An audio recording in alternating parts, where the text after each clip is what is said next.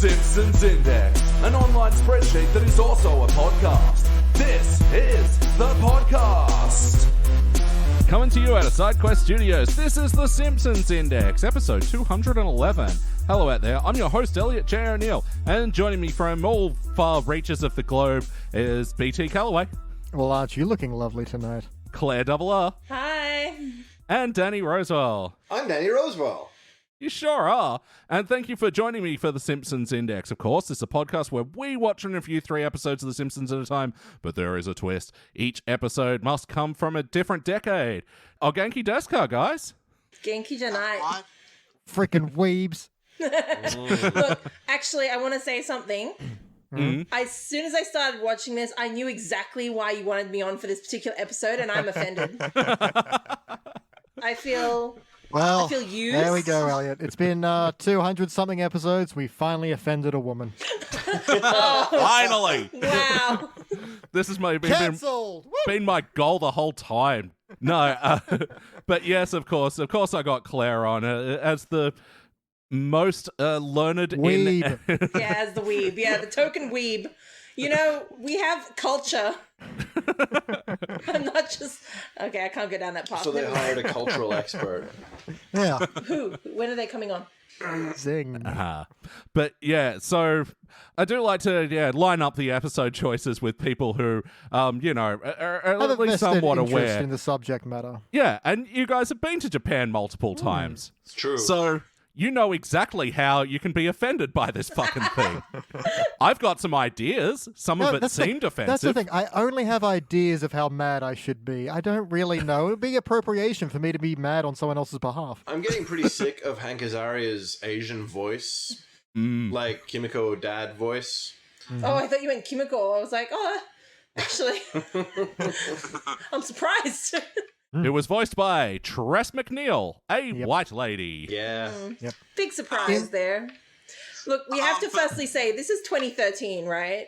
Yeah. People were dumber back then and more true. racist. I mean, they still are dumb and racist, but I think we're coming to the fact that we at least don't record voices and To the Simpsons' credit, Kimiko is now voiced by, I think it's a Japanese woman, not entirely sure. Yeah, because we reviewed a comic book guy and Kimiko-focused episode with Jordan, our other weeby friend. And by that point, she'd been replaced, with an Asian woman. But I think, around the time that this episode was released was, right before the problem with Apu, got a lot of attention, and that whole issue of white actors voicing people of color was brought into question, and rightfully so, because this one is so uncomfortable. Let's hook in. This was season 25, episode 10, Married to the Blob. First released in January of 2014, it was directed by Chris Clemens, written by Tim Long. In this episode, You son of a bitch, Tim. in this episode, comic book guy meets Kimiko and they get married, and her father is originally disapproving but eventually comes around to him. Hey, what do we think? you know what? I'll let somebody else take the floor first. I was tired. I was so tired. And well before they did their whole Spirited Away adventure, it was an episode that just seemed to really go on. Did you notice that, they found out about the comic book. Oh, Radioactive Man died. I thought his episode was a bit too long as well, but Radioactive Man dies. They go stand in line to get to the next one, and then it cuts to a montage of clocks ticking, and we just watched clocks tick, tick, tick. Coming up next on the Clock Channel, 6 o'clock. Like you said, it was too long, and they clearly had a short episode because we had a full introduction and then a long, high-concept guest couch gag. Yeah, Which was also too long. Look, I actually was really enjoying that at first until they started repeating the sections of the couch gag. Why? 100%. Why didn't they just go through once? Filling time. And it was so well animated. I thought it was really nice compared to some of the other ones we've seen. Yeah, Bill Plimpton, he's made so many guest couch gags so far, and I think the thing that I keep coming back with him, I love the art and the style, but I feel like the gags themselves are just poorly written and don't pay off. Yeah, well, it hasn't got much to say.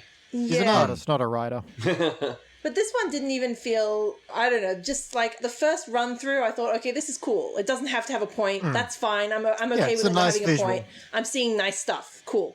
But it's when it just kept repeating the same scenes. I'm like, you couldn't have drawn something new? Yeah, or just, cut down the amount of repetition and just and hang on the bits a bit longer because they were nice to look at. And yeah, it felt like they just, how short's the episode? All right, throw in another cycle. That's it, man. Write more material is the better answer.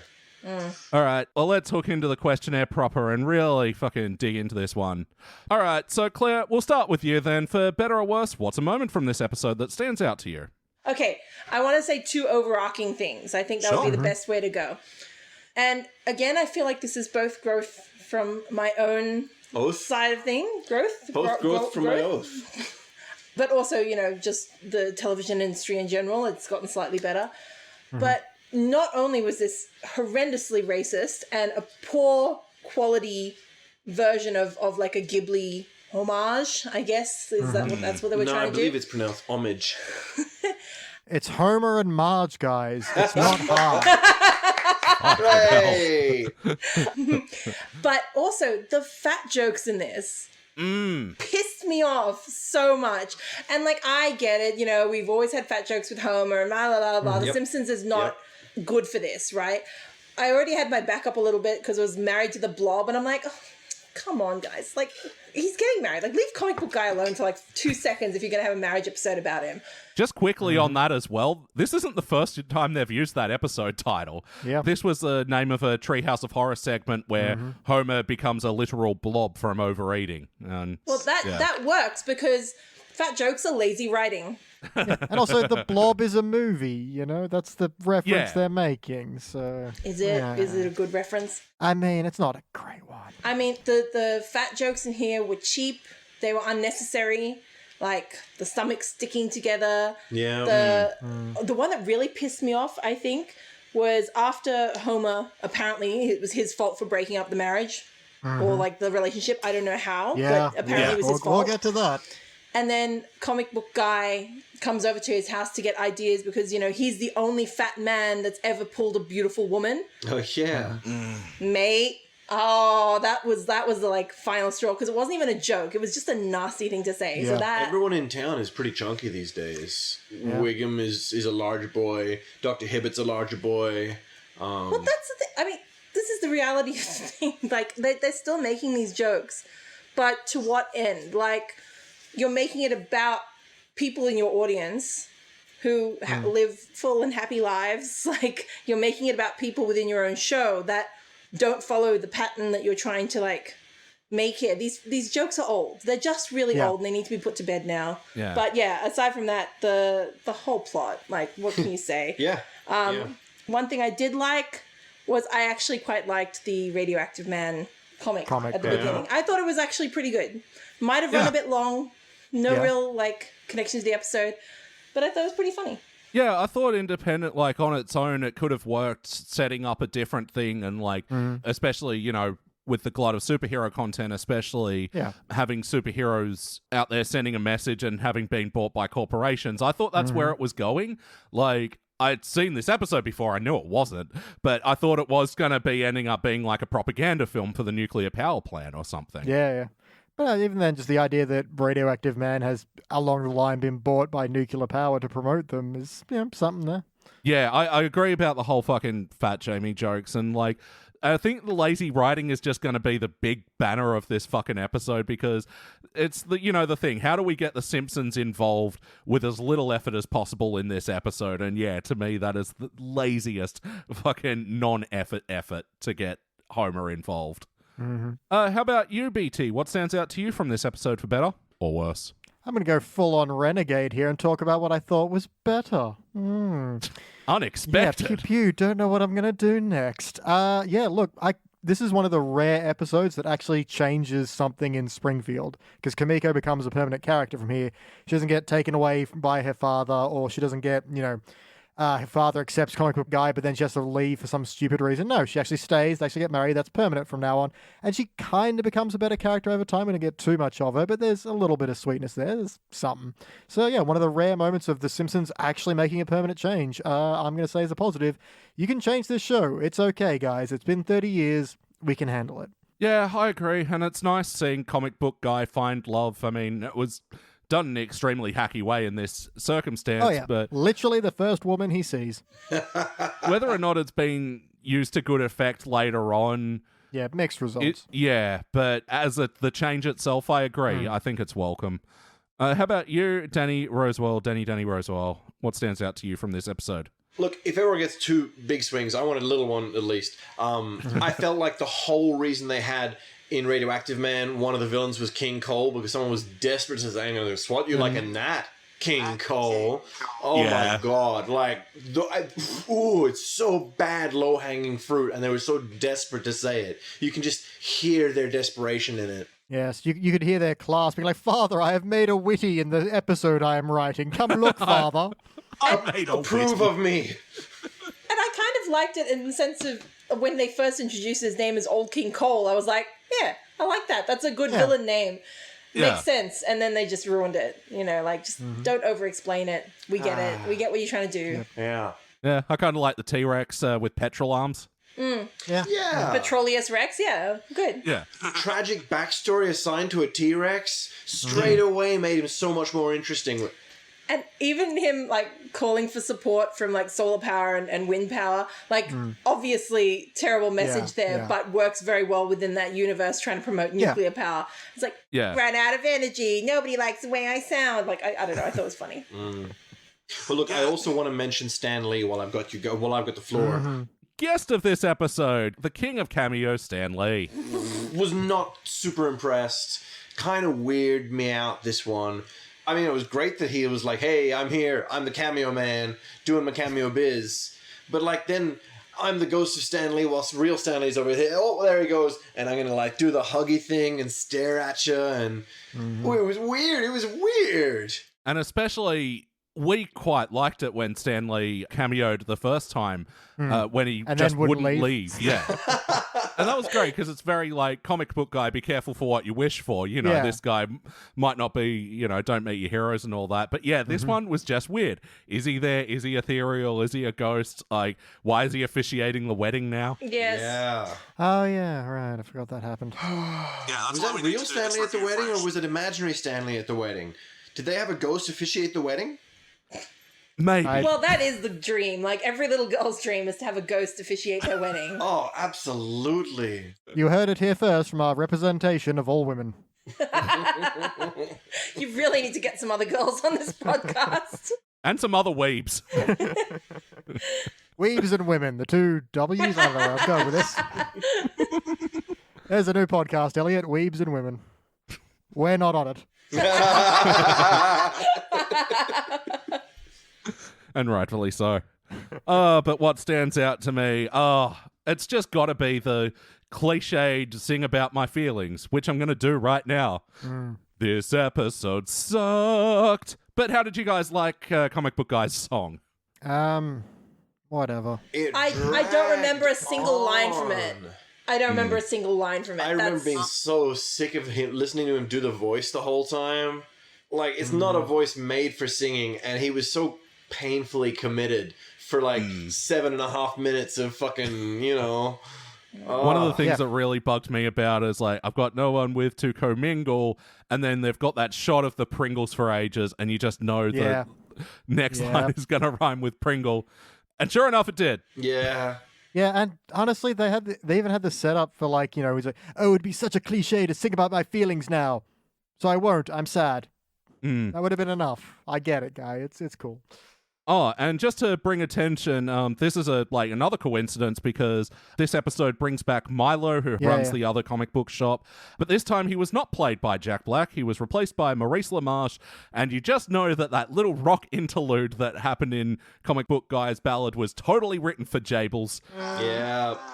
Yeah. Makes sense now, because I thought this is a really significant change in the music. Why are we It doing is this? an awful change in pace. It did not land at all for me in a song that already felt dragged out. Not impressed, but I guess Lamarche just did his best. Hey, I'm speaking in rhyme.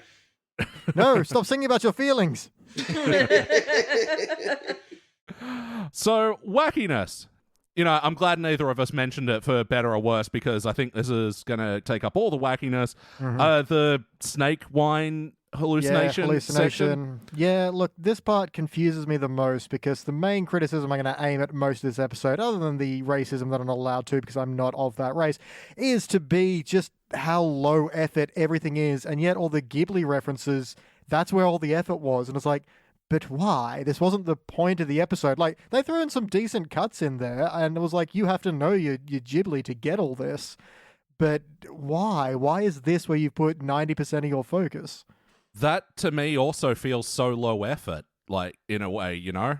Look, I think this is my whole problem with Kimiko and pretty much every other beat relating to her or her father in this is just they thought of anything Japanese that they could put and just shat all over these characters and all over the storyline with it.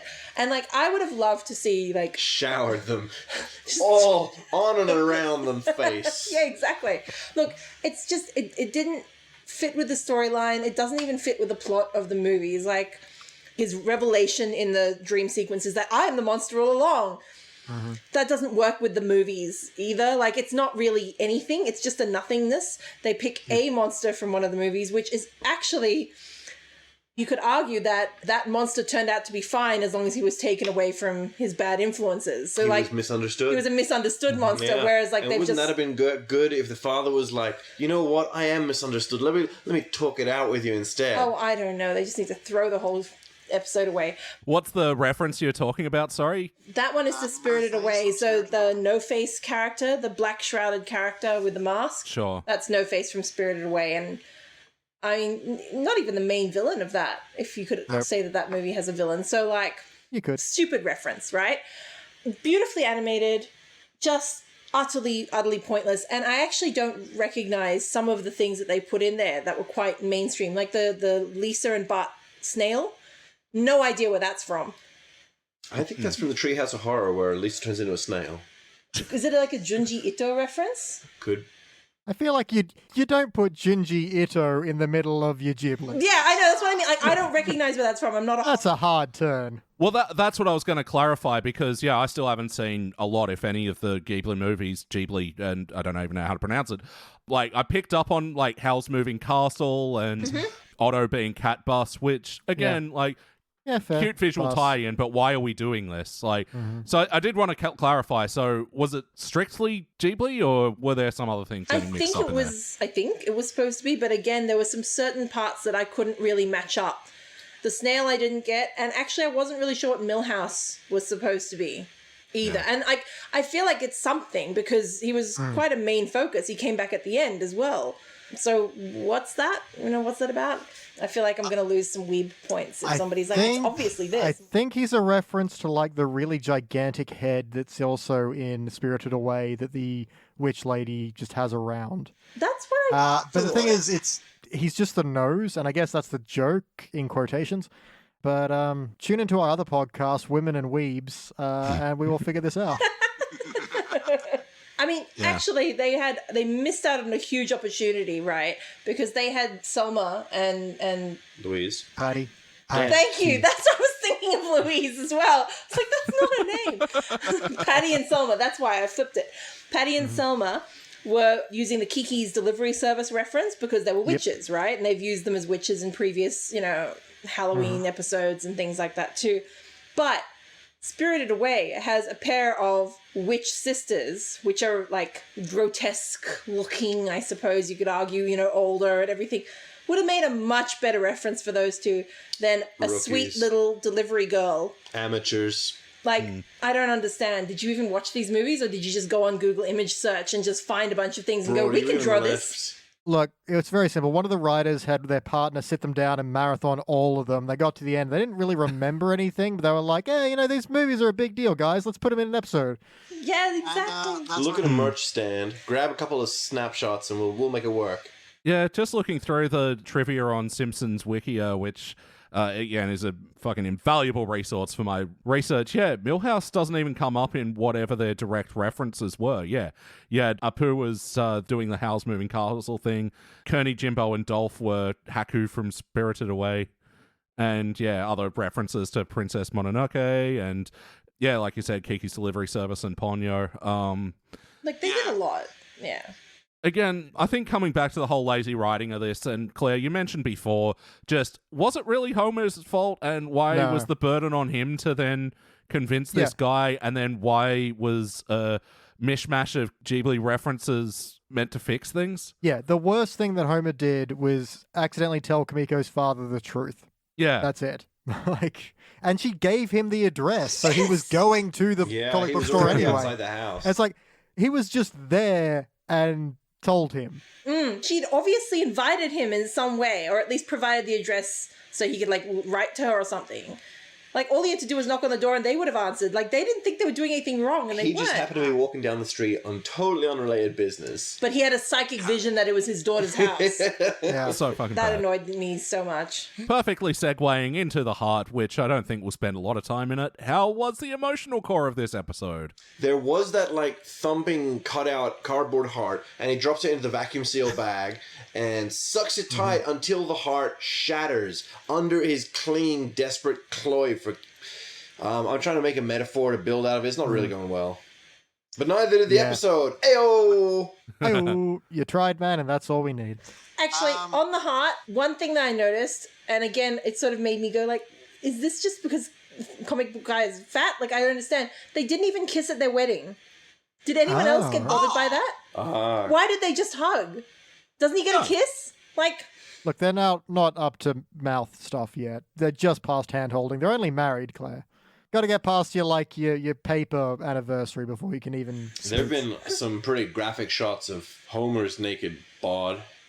Yeah, that's because they've gone well past paper. Yeah. You know. You know, actually, that was one of my biggest bugs about Modern Family as well. That, of Just course, not they enough showed... of Phil Dunphy's butt? No, if anything, there was too much of Phil Dunphy's butt. You'd see a lot of Phil and Claire kissing. You'd see a fair amount of Jay and Gloria kissing, you know, the age difference couple. But you never saw Cam and Mitch. Was that their names? Yeah, it took like 4 seasons or something. It was a long time. Before they even kissed. And they've had, like, scenes where the other couples were, like, almost having sex. Like, they were dry humping, and we never saw any of that. Like, even Cam and Mitch in bed. I'm hoping I'm getting their names right, but... I mean, no one's correcting you. You must be. Write in and subscribe. Write in and subscribe. Yeah, there you go. We'll get the answers sent to us via angry hate mail. Yes. Yeah, that's the thing. Leave us a 5-star review, but please handwritten ones only. We're too good for this fucking digital bullshit. Yes. Yeah, look, to me, the heart thing is just so, again, lazy writing, and, like, I'm just left with a lot of questions. Why does Marge care? How was the catalyst, like, important enough? And, like, I don't know, this whole thing felt very trite to me. So trite, man. Like, the first girl that you see, you have to fall in love with. That's a really creepy stalker sort of thing to, like, I mean... it's a standard rom-com thing as well, that a girl walks in and your head just turns. So it's not entirely just on this episode, but it's also super weird, right? Look, if they just spent even half the time they spent on all this other crap with Ghibli and stuff, building that relationship a little more instead of quickly montaging through a couple of Comic Cons with it, like, would have been so much better. I don't really mind if it's the first person that walks in because, frankly, it's a 30-minute, 20-minute, whatever that's episode. fair, that's fair. They got to cram it in, get to it. and I can look past that in this There format. was so much about this episode that dragged. There was so much. Like, the song was long, the intro was long, the friggin'... The Spirited Away thing was enormously long. And that's, like, another thing. I don't really know why Comic Book Guy and Kamiko really like each other that much. Like, yeah, they're into nerdy shit. Is that enough? Like... Yeah, the implication from the episode is that she's into boorish, loud Americans, She and likes he will take critical, anything. loud Americans.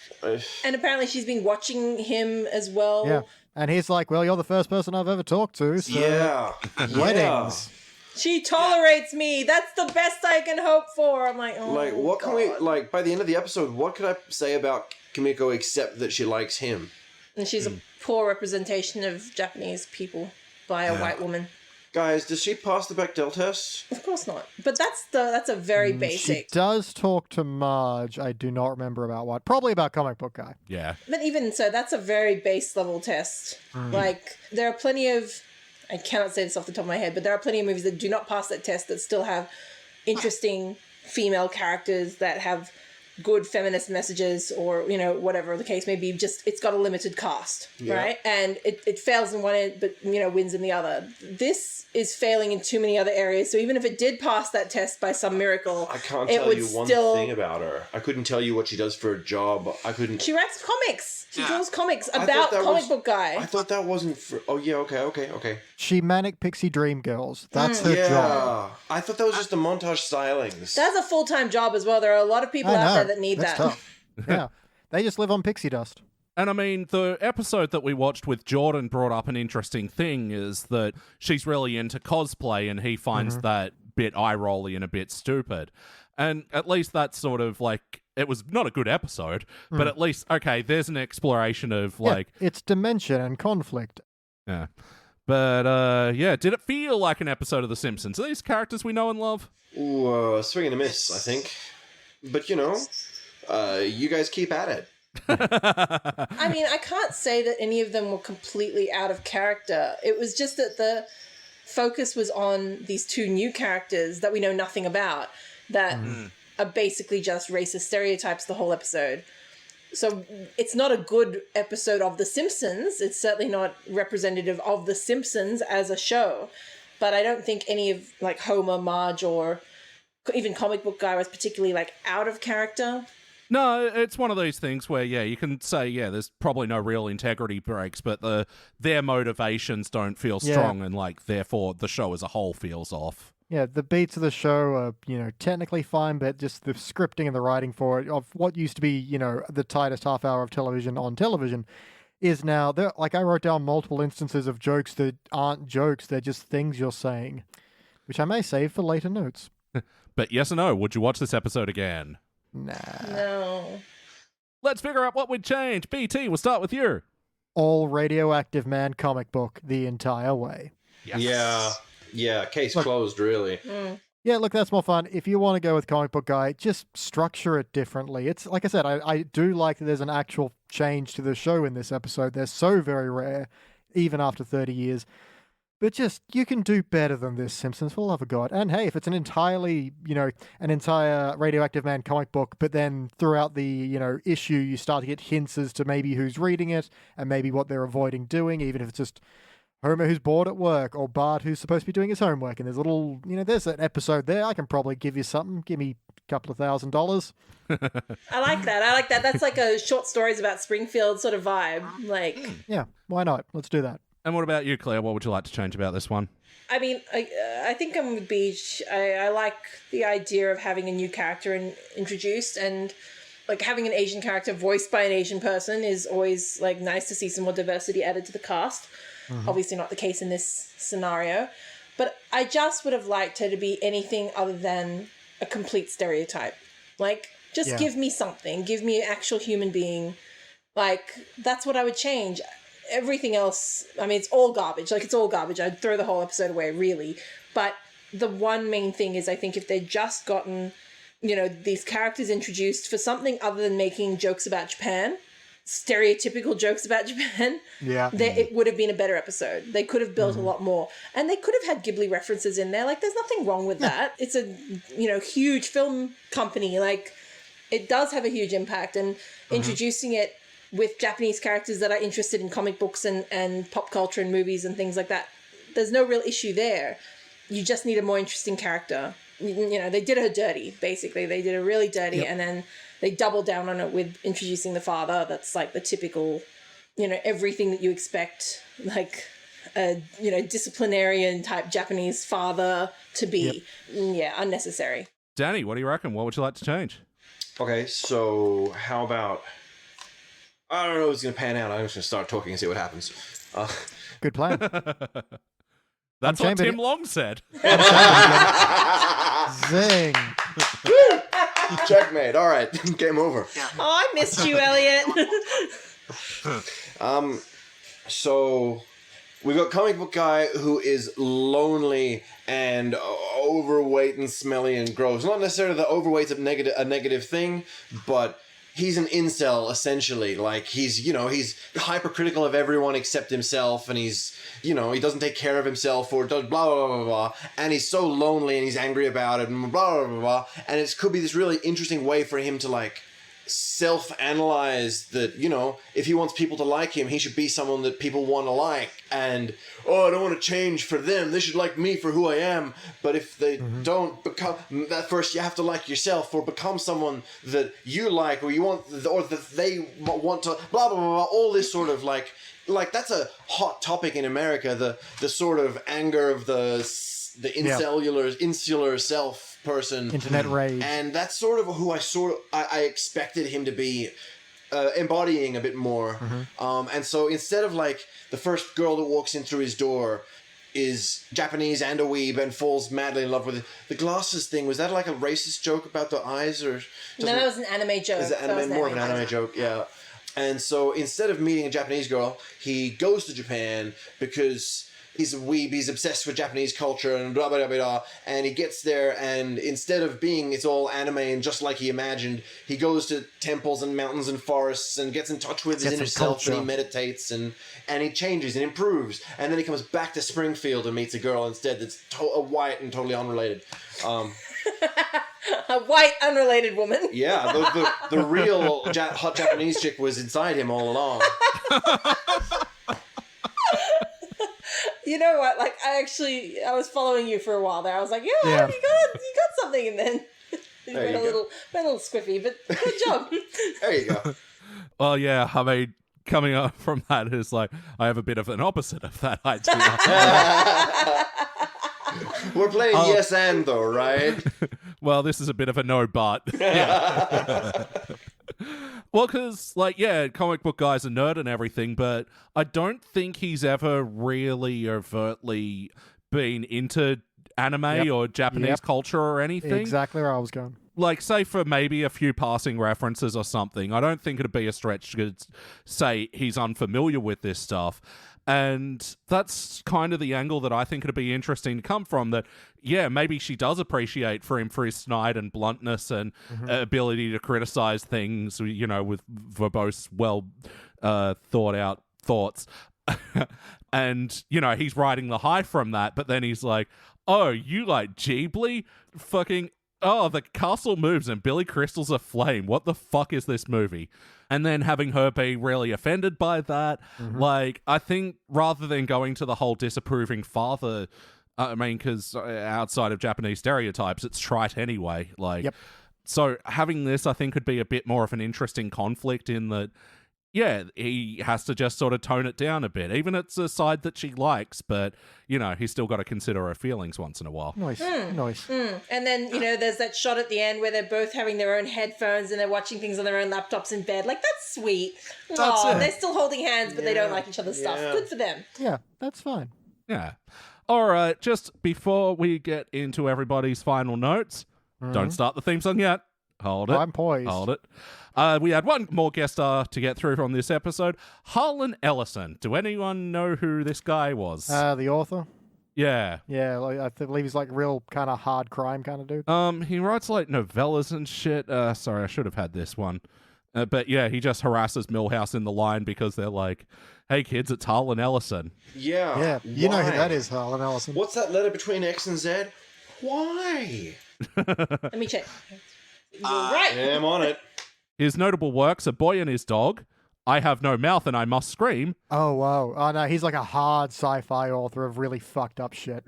And also Repent, Harlequin Said the TikTok Man. Yeah. Dude's hardcore. Don't worry about that. Especially I Have No Mouth. That is... Whew. But why is he here? Why? Because the kids need to know more about, hardcore sci-fi. That is true. I can't disagree with that. Because he was walking down the street outside of Fox Studios, and he bumped into, like, a tour group and somehow bumbled his way onto the set. And before you know it, whoops, he was in a Simpsons episode. He just, like, walks out the other end of the studio. No, look, writing this guy into the show made some Simpsons writers' day, but, like, ultimately pointless. All right, it's time for everyone's final notes. Now it's time for our final notes. Everyone's final notes. Danny, do you have any final notes? Nah, I'm good.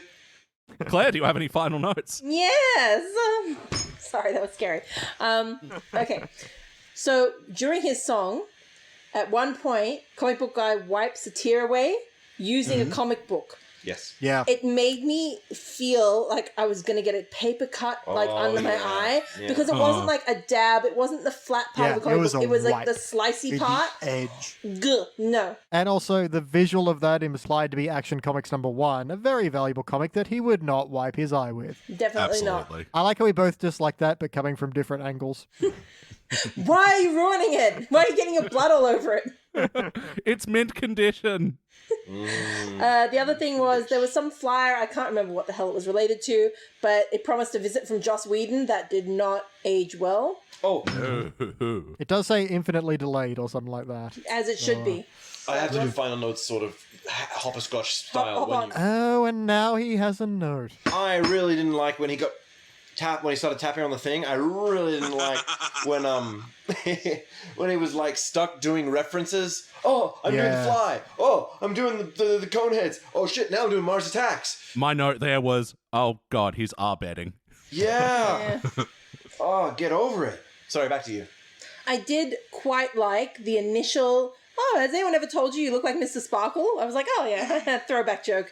I did not like the second version, whereas the father does it, and that turns out to be a joke about how Homer looks like he's going to die soon or something like that. Like That people use the detergent as a popular way to kill themselves. That's another thing. And then if they weren't done making Japanese suicide jokes, then they'd the ghost mother said that it was meant to be a double suicide. And tasteless AF. Ugh. Not cool. BT, any other notes? All right, there's a bit where Bart says, "Die caramba," and I just hated it so much. My first of this is not a joke is Homer scratching his back on a Wolverine statue. It's like, this is just a thing you're doing. No, they came up with Badgerine and they were pretty so proud of happy that about one. it. Yeah. There's a bit where Marge is like, well, the first thing you want to do to get a woman is to it helps if she has a mother she's trying to get back at. And it's like, ouch, get your scathing hatred out of my Simpsons, please.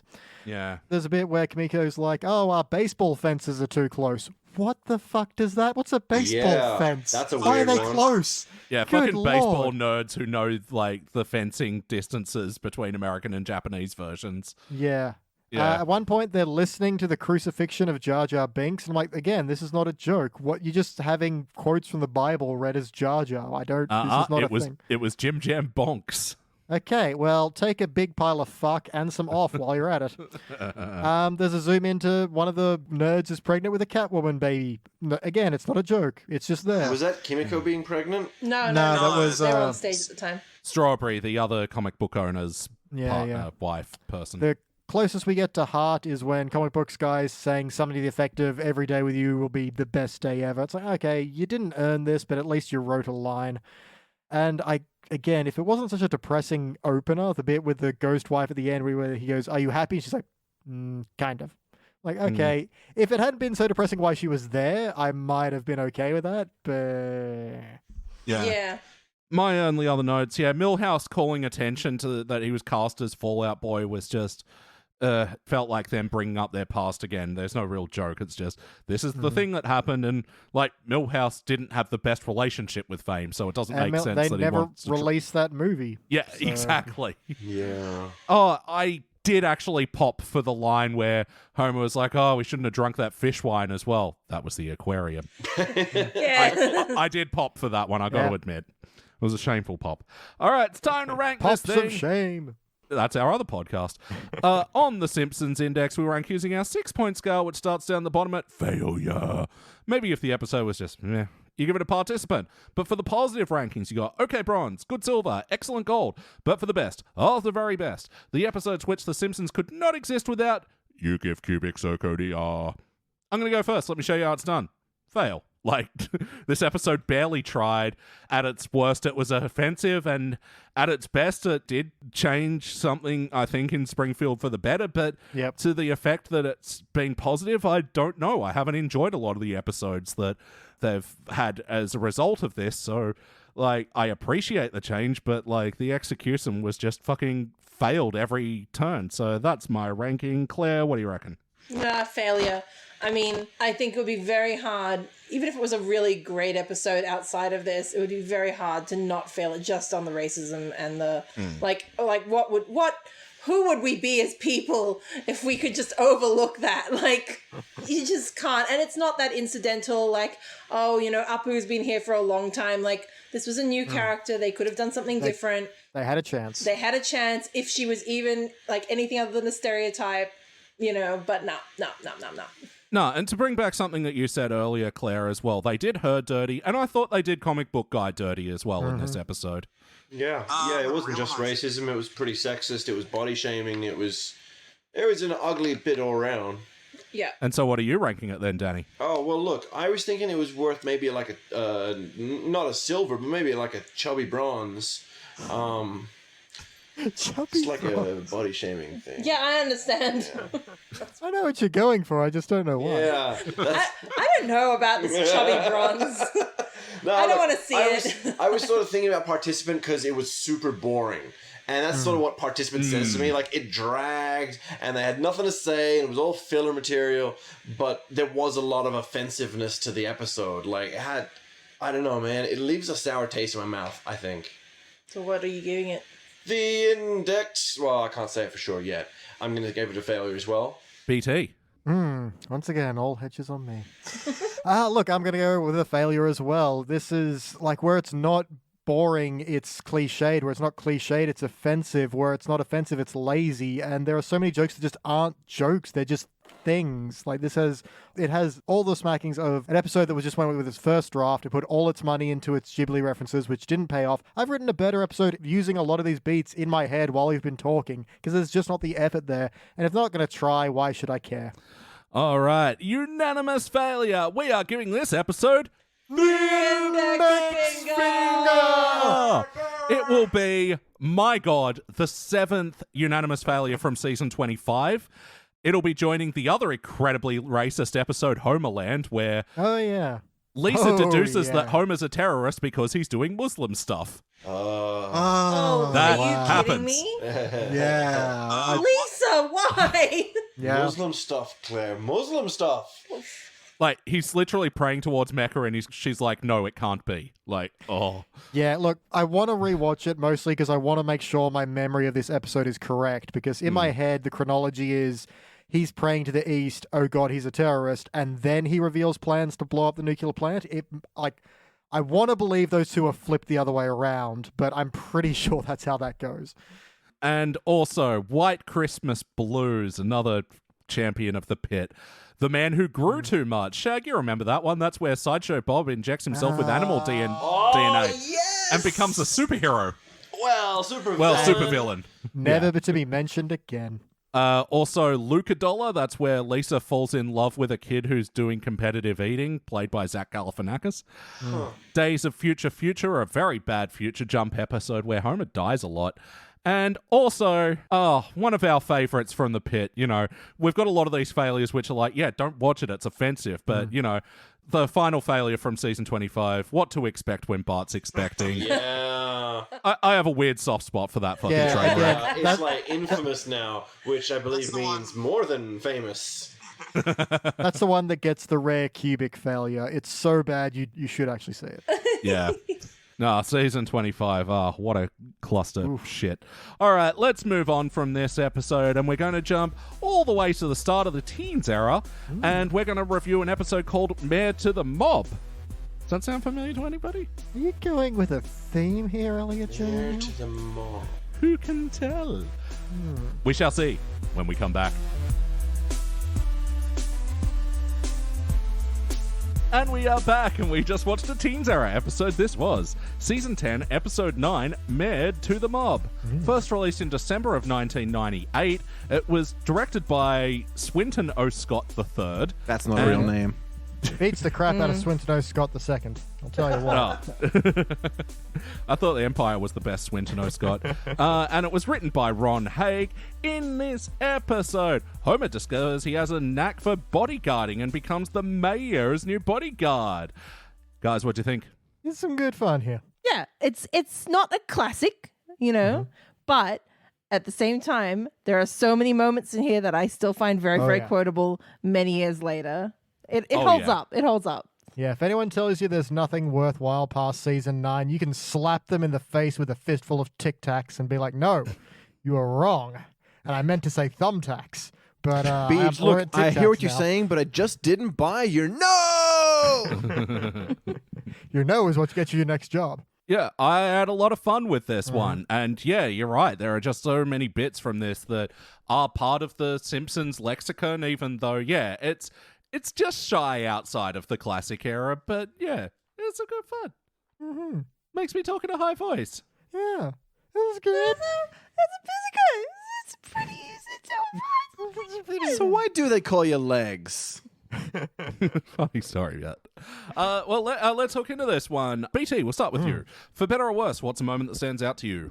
Man, that whole opening riff is just so good. There's so many subtle jokes hidden within that when they're watching, the $1,000 movie, which is, for starters, funny. Yeah. And then it's Roger Corman's Titanic. Who is Roger Corman? Roger Corman is a very famous guy who gave a lot of very famous people their start in the movie business by making really zero budget hack films, but was very good at it. Very good at finding people who were talented and passionate and giving them their first projects. Massive name in the movie industry, but made a lot of B grade films and C grade and stuff. So the idea of him doing a budget version of Titanic, yeah, it fits. I'm guessing, given the content as well, that a lot of his movie genres end with the suffix titties and violence. Exploitation. Yeah, titty exploitation. Oh, finally, I can take off this stifling bikini. In the middle of the Arctic.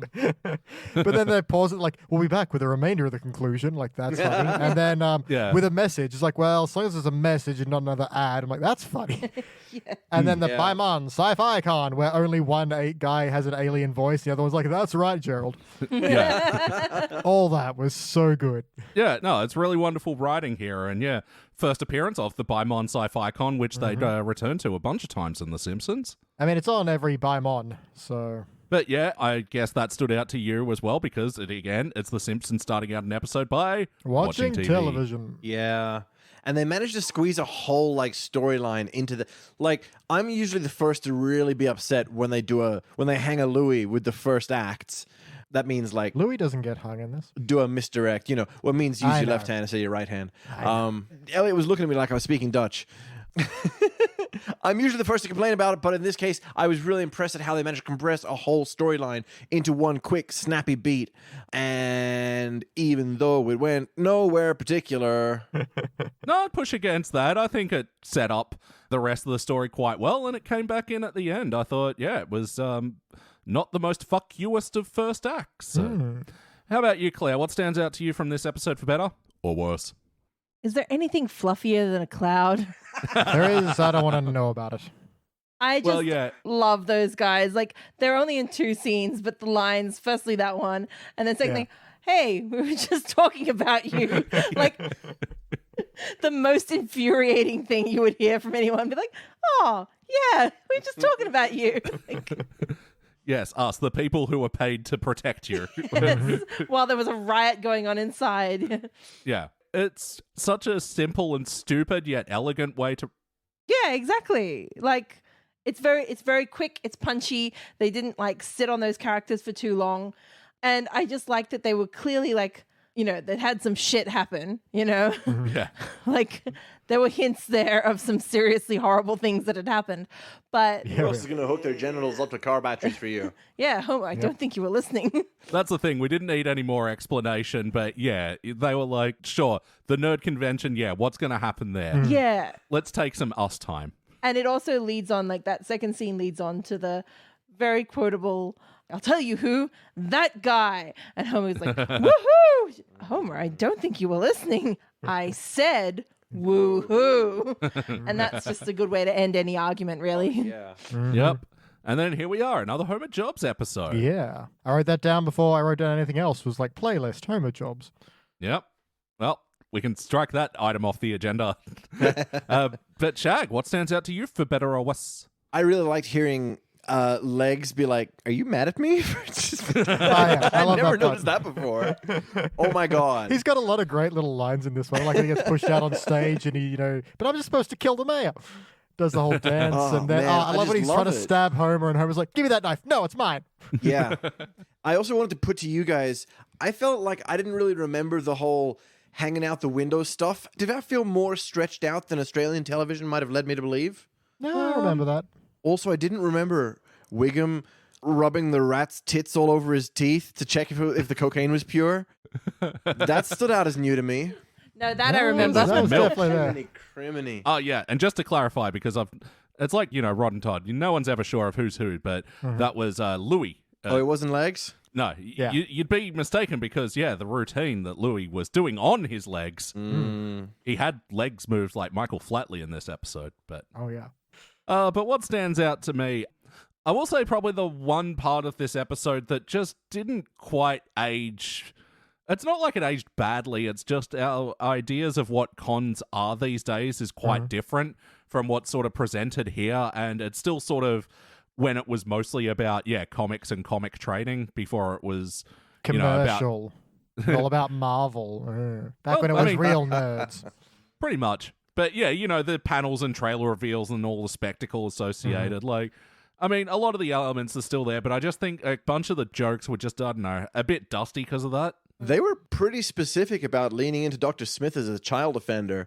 Was that like a thing particularly that I missed? No, I was A child 'cause offender. I knew this bit was coming up where he's all like, if you'd like maybe later in the food court. Yeah. Which I always just took as something nefarious, not necessarily, anything he would have to knock on his neighbor's doors and tell him when he moved to a new house. Oh, you mean because his character was always like kidnapping the kids and things? Well, they hinted at that in the other Simpsons episode when Marge has the dream about them. Yeah. It's pivotal. It might just be me reading into it. He might just be being a standard antagonist, Scooby-Doo villain That's how I style. always took it. Who knows, man? I think that's probably how we were supposed to take it, but in this day and age, it does come off as a little bit more sinister than. Meet me in Yeah. the food court. At least he said food court, not it's like a a public back alley or place. a I car. have to stock up on gaffer tape and chloroform before I bury you in my backyard. Well, as long as he does it eloquently. Yeah. Danger, The danger, boast. Bart Simpson. And of course, the robot doesn't know Bart Simpson's name. How does he know Bart Simpson's name? I mean, the show's been on for 10 years. Orden's Janel Corner. But this opening crawl as well, whereas a lot of the wackiness took place. How was the wackiness overall in this episode? Honestly, none of it's improbable. It's just unlikely. Like, I do Well, like the, what? Homer hanging the mayor out the window. Yeah, totally possible. Surprisingly strong. That's a one-hand grip with a toss and a catch. I do love that. Let's shake on it. Yeah. I do feel that our concept of what is wacky has changed That's true. based on the later Simpsons seasons. Oh, yeah. Wacky is now, a full Ghibli It's an absurdist flying Montage, absurdist, yes, fever dream, and True. slightly wacky things like milking rats is. I mean, that's man. that's basically nothing. No, that is so freaking wacky. You just got to remind me of it, Walking into her room where wall-to-wall rats have been harnessed with tiny little suckers on their teats. Oh, It's true. I've gotten used to this. And then when the Wiggum picks the rat up and goes chugga chugga chugga, it's pure. How do you test the rat? But all these little tiny mechanisms, I just had myself ask, how is this more cost effective than cow? I was just going to say, I feel like we've had this conversation before. This has got to be more expensive. I mean, even if they went to dog, I'm horrified. it's got to be easier. You promise me dog or higher. How good's your Quimby? Oh, it's pretty bad, but my JFK is better. Yes. Nice. Shoot me in the head. Oh. But I mean, the effort that Fat Tony goes to marketing this product as well, making up the packaging with Squeaky Farm's genuine animal milk, and why did he make himself the poster boy for this? He has dreams too, Elliot. Yeah. Really does. You got to build the brand, I see it like Pierce, like he always, as a little boy, his father was picking the other little boy to be on the brand. I bet there's a whole tragic fat backstory there. That's Pierce from Community for anyone in our audience. No. That's it's a similar but completely unrelated Pierce from Your life? My Life. Wow.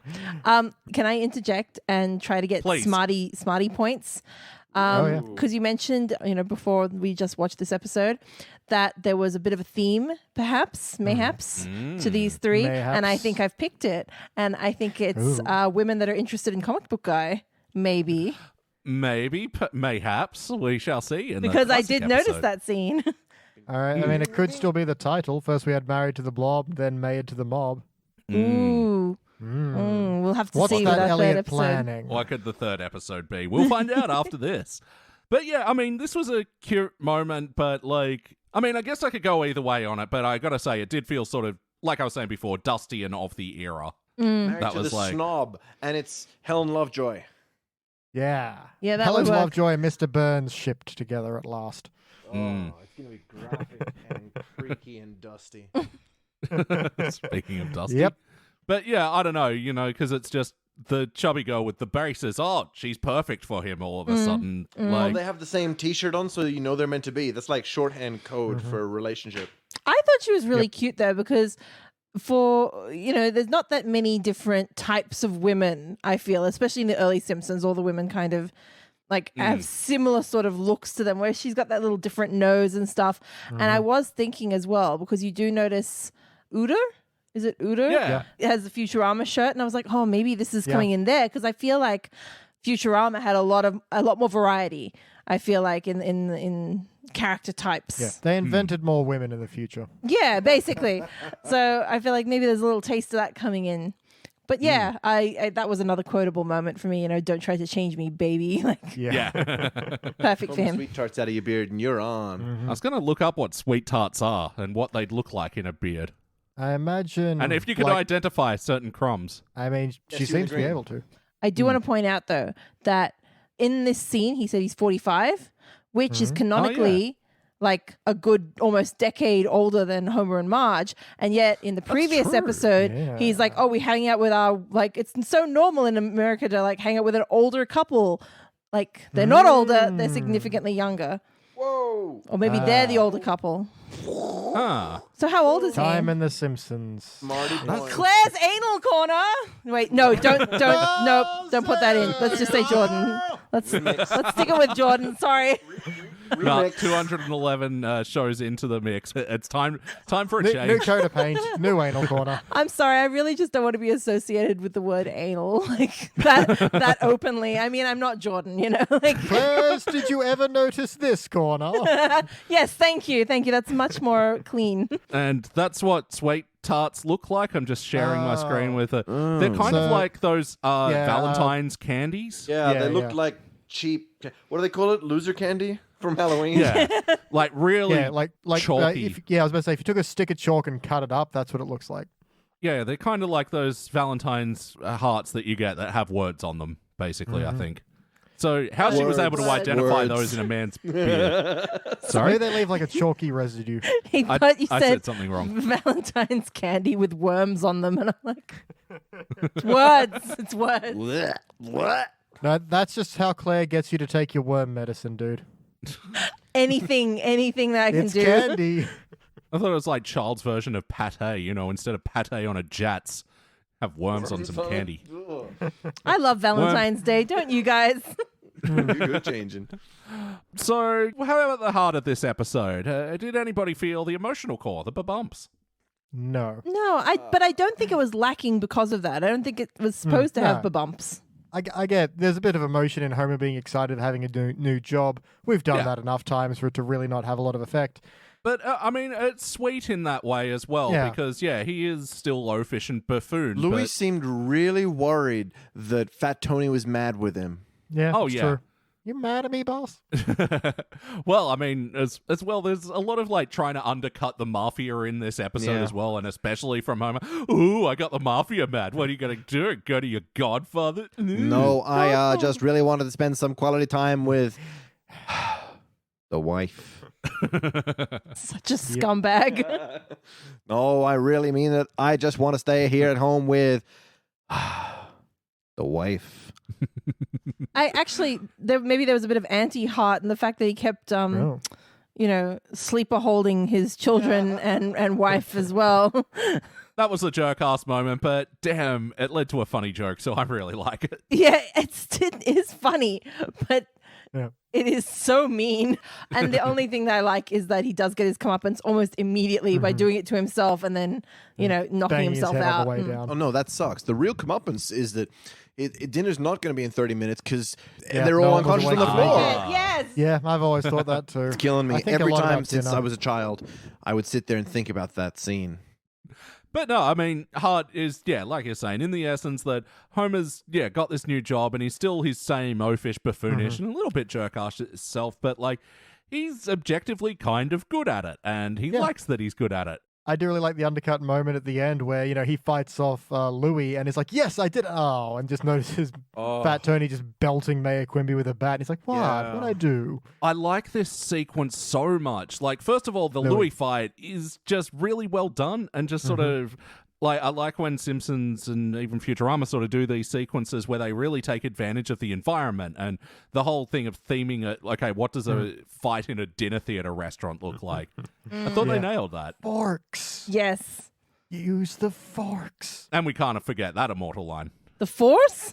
But then they do use the forks in, like, really clever ways, like where he uses it a blocking and then doing the tie.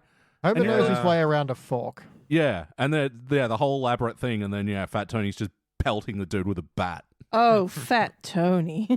And I feel like There's your that heart. line is in another episode. Is that? It is. I will say, when, good day to you, sir. Wait a minute. Pretzel wagon. It's Pretzel Wagon, yeah. Yes. The mob only did something for me to get something in return. Oh, Fat Fat Tony. I will say, good day, sir. It's so good, especially because in both of them, he's like a little bit chagrined by it.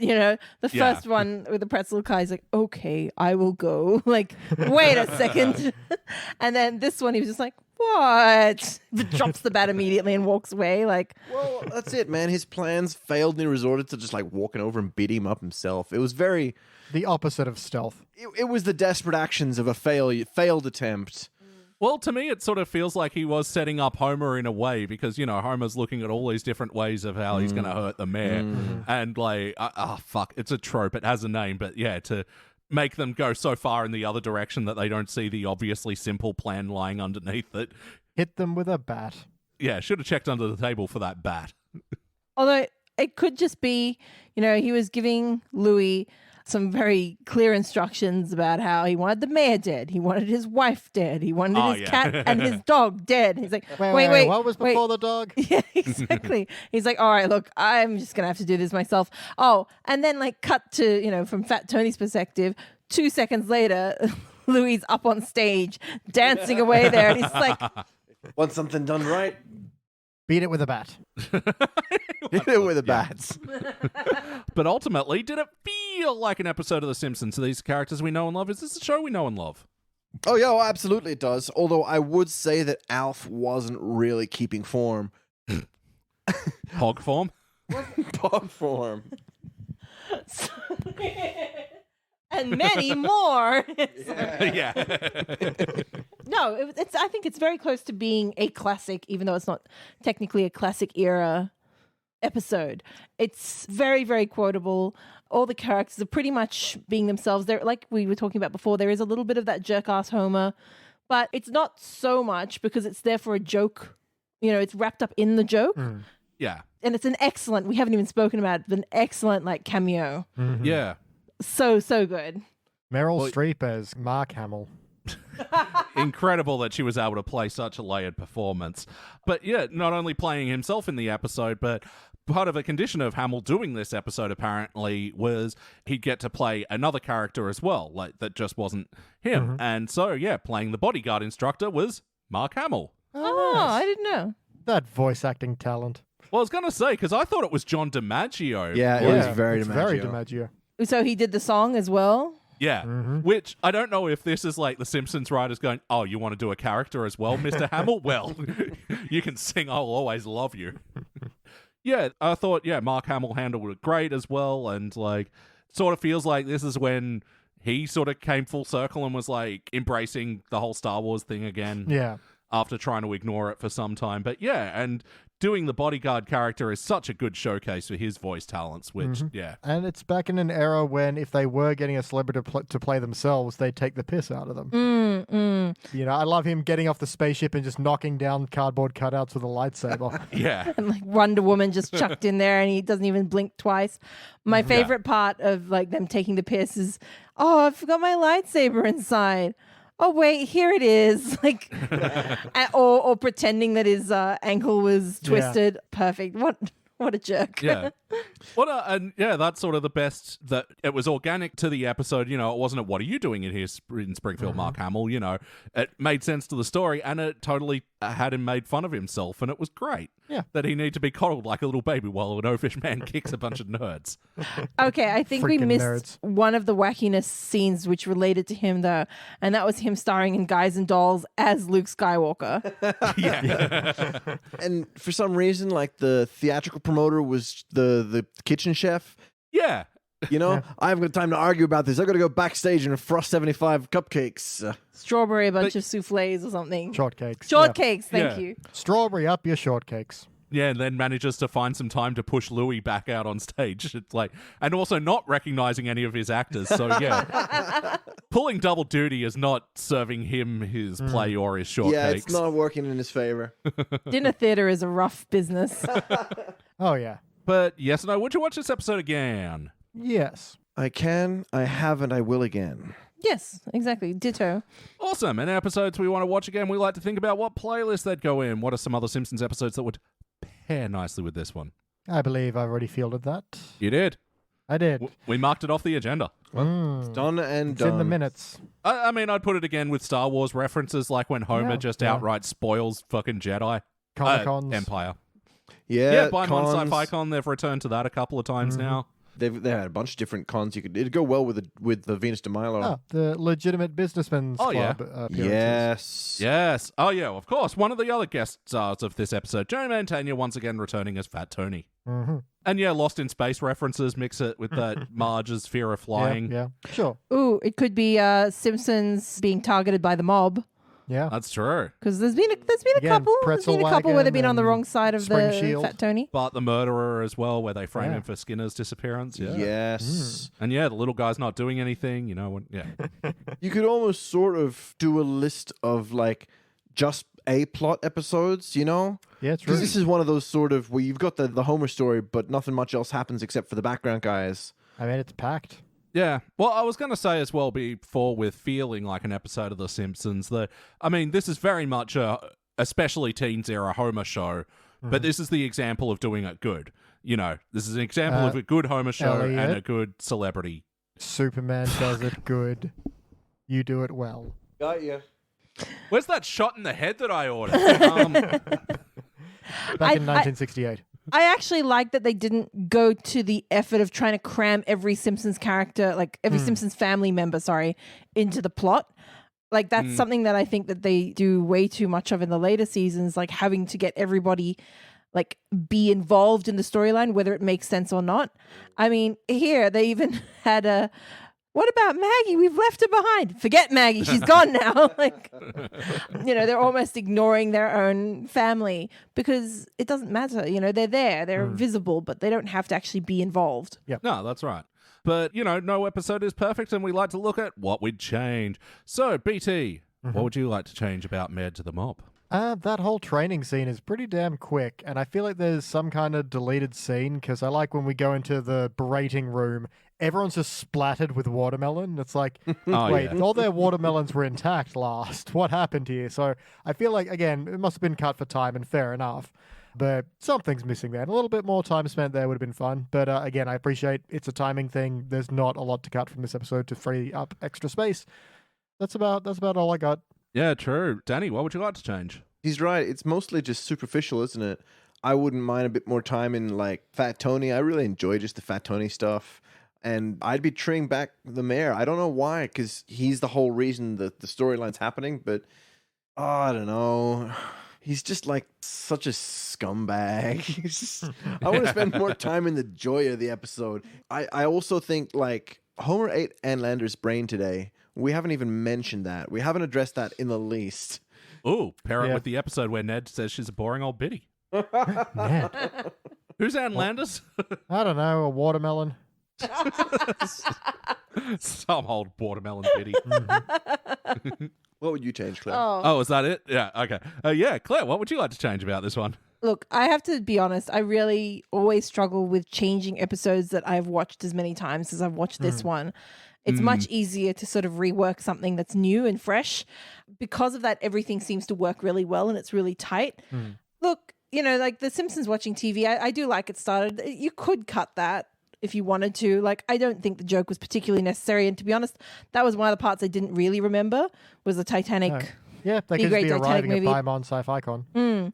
And then, yeah, like you said, that would have left a bit of more room for more training montage, or even the scene that was, you know, sort of, I think it was a little bit choppy, the way that, you know, Homer discovered that it was rat's milk. He runs to the school, sees the kids there. He runs straight to Quimby.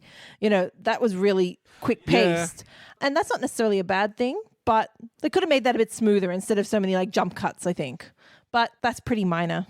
I would keep it for the milk going through Bart's crazy straw, slowly getting closer to his mouth and just no. As a play on the ticking clock, it's the sucking crazy straw. As they say in theatre school. I feel like suddenly, now that I'm thinking about it, Act 1, like, the motive for him becoming a bodyguard, it doesn't just happen at the mayor's place. It happens at Baimon, Sci-Fi Con. Yep. Specifically because that's a nerdy place that the kids are going to be there playing, like, with comic books and stuff.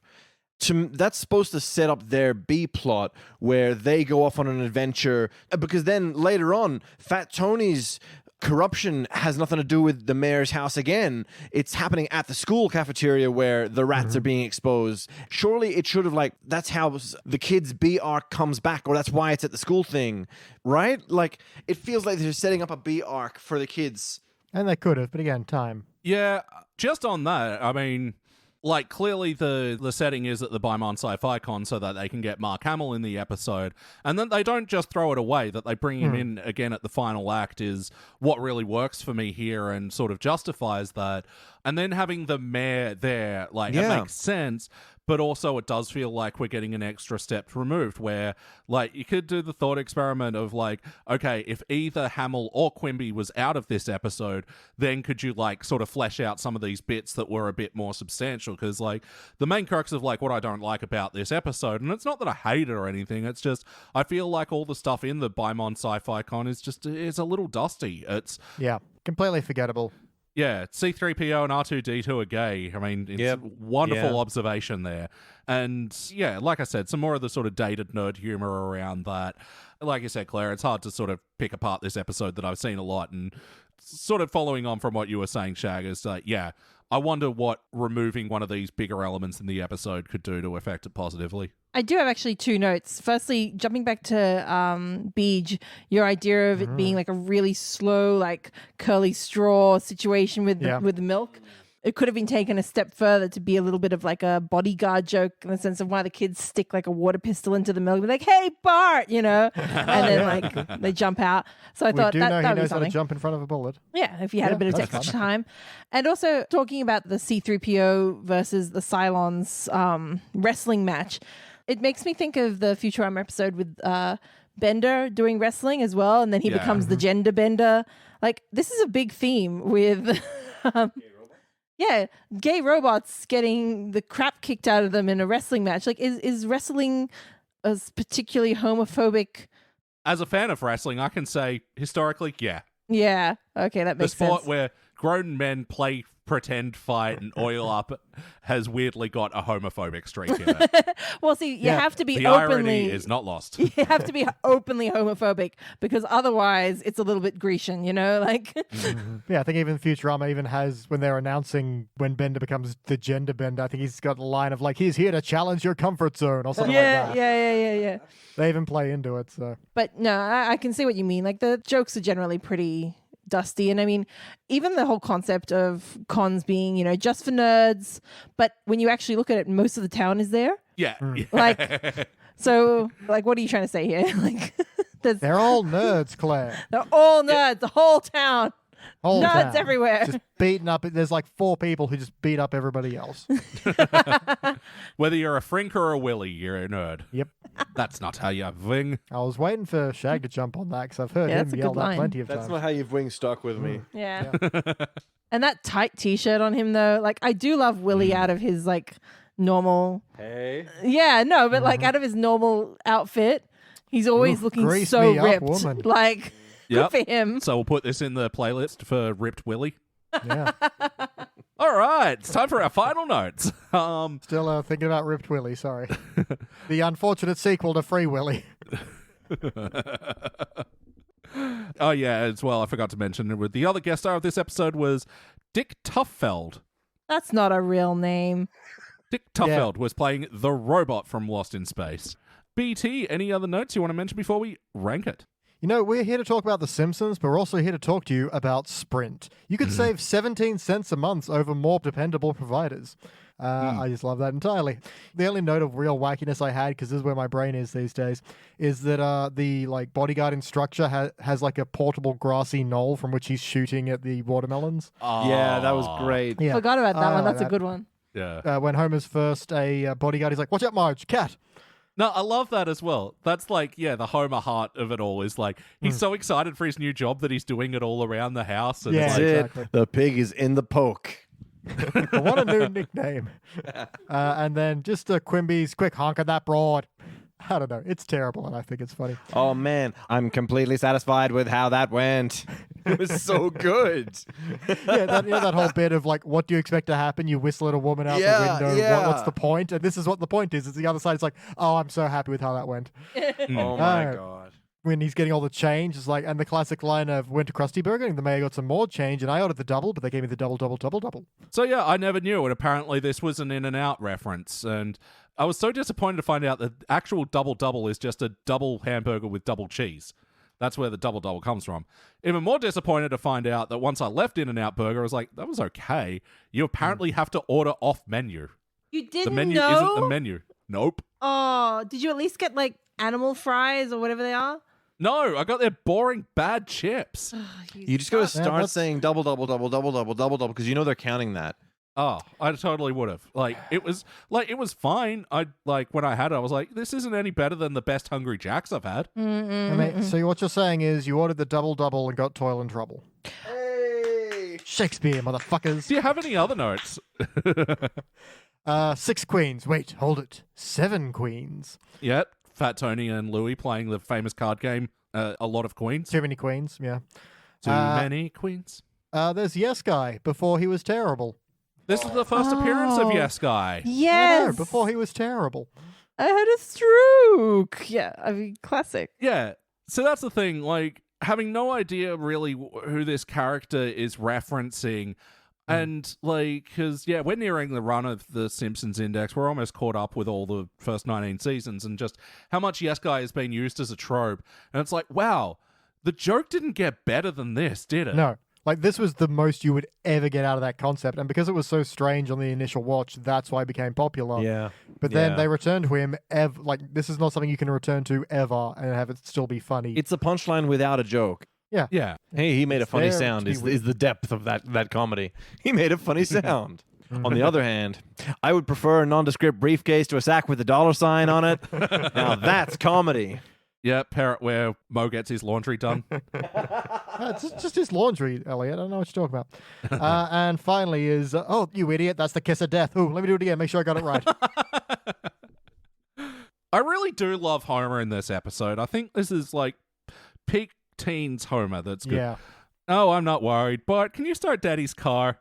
This was a joke that when I was a kid, Yeah, I didn't. I get it. didn't get it, and my brothers burst out laughing, and I had that moment of, wait, what does it mean? What, like, yeah, I'm like, I don't know. Is it dirty? 12 at time. Yeah. But we're not going to explain what it means. Nice you were protected from mob violence at such a young age. And my final note is, I agree with Quimby, gratin potatoes are a quality side. Let's rank this thing. BT, why don't you go first? I'm going to sit with a nice, pleasant silver. I got some good jokes in this. Some of it has gotten a bit dusty with age. To be fair, that's not really the show's fault, but even then, some of the jokes in the Comic-Con I completely forget exist because there's not really much to them. But I do love the opening, and the journey is a lot of fun, and there's so many quotable lines in this. So I'm going to sit with a nice, pretty silver. All right. And Danny, what do you reckon? You know, I'm actually going to go for a gold. I don't think it's an incredible gold, but I think it's made a huge contribution to like Simpsons language and culture. Simpsonics. Yeah, I don't think you can be a Simpsons listener without seeing this one, just in terms of keeping up with everyone else's jokes. So from that perspective, if like a cubic is a crucial, you have to see it, then this one, I'm pumping it up to the gold there. Gold, baby. You Pump it betcha. up. You betcha, baby. All right. Hold on. Claire, you go. Oh, okay. Look, I was thinking gold from the start because I really have liked this episode. Like, I've always liked this episode. It's not perfect, like you said, and I actually don't think it's something that we all need to see. So that's why it's not a cubic. It's like a gut thing. I just think it's really, really good, but I don't know. I wouldn't instantly recommend this as like, yes, this is one of the ones that you have to see if you're watching The Simpsons. But it's so enjoyable to me. All right, and because silver or gold, either way, won't affect the final scores, this will be a dull gold. I will just be the nice judge and go gold. Yeah, the word dusty I keep bringing up, and it still has that feeling, but this was a very pleasant time, and I still would say it ranks among the excellent episodes of Season 10, which we have now done. Season 10 is in the bag. So... Wild. Gas is stapling the folds of her corpse. Shut the fuck up. So yeah, Season 10 is done. It earned an average ranking of a shiny silver. And it'll likely go down as our 9th best season as well. One ranks slightly worse than a couple of the Teens era seasons, but not by much. That makes sense. And Season 10, we had a season high of I'm with Cupid. That's the Apu lists the help of Elton John to help him with Manjula problems. I like that episode too. I think we're all on that one. And season highs as well with Wild Bart's Can't Be Broken, we know all your secrets, that one. That is a strong Yeah, some other episode. season highs, Bart the Mother, Treehouse of this season, all good stuff. But the season low was Make Room for Lisa, which that was an episode I was surprised how bad that was on the rewatch. Which one's that one? Homer gets into debt with Omnicorp and then gives Lisa's room away for a cell tower. Yeah. Oh, yeah. The centerpiece stuff is difficult on the old coconut. And so that stuff's all fun, but like just throughout the episode, he's so belligerently horrible to Lisa. And then in the end, Lisa's like, oh, I'm a jerk to Dad. And not at one point in the episode is she a pain in the ass to Homer. It's like, you're just watching this girl end up gaslighting herself. It's very sad. Other than that, Season 10's quite reasonable. Yeah. Had fun Have some reviewing fun it. there. And if you want to check out that spreadsheet, you can go to thesimpsonsindex.com. Yes. So much useful information. Sounds like such a good website. Well, yeah, we are just ticking off the seasons. I think that's our 7th season that we've completed now. Only 400 more to go. Yay, only halfway there. All right, well, that means we should move on to the classic era. And so now we are getting to the distant, far-off land of Season 4, where we're going to review Marge Gets a... Dog? Monorail. Think about the other... No, Marge doesn't get the monorail, she's versing the Marge monorail. gets a job. Marge gets a gun. Yay! I thought that's it was the going to be Marge playlist. gets a mob. Yeah. Marge gets married to the large and in charge barge. I don't know. Because they're doing Married to the Mob and Married to the Blob. Yeah. So Yeah. episode 3 would be... I got it, sweetie. Yeah. All right, we're going to go watch that. We'll be back. Woo! Woo! It's just air escaping the folds of her corpse. Woo! Can you stop talking the folds of my corpse? Please.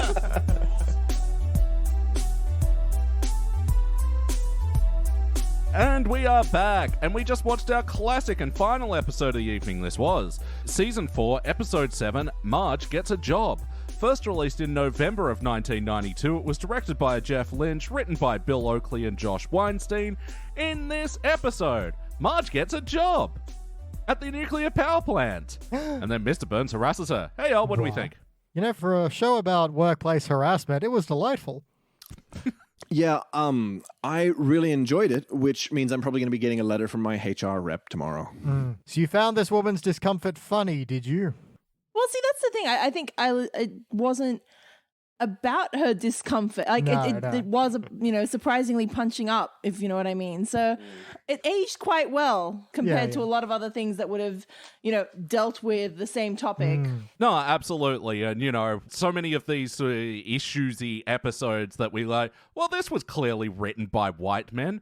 I mean, Sure yeah, was. this was, but, I'm impressed. And especially for 1992 white men. Yeah. It's not about Marge, which sounds bad, but more that she doesn't know what's going on in the background Yeah. until Things to she say knows. For a white man to say about a feminist episode. It's not about Marge. What's really Well, about? it's not a feminist episode. It's about the white men. I think I was just about to say exactly what you're saying, Beej, which is she doesn't know she's being harassed, basically speaking. Not until the very last second.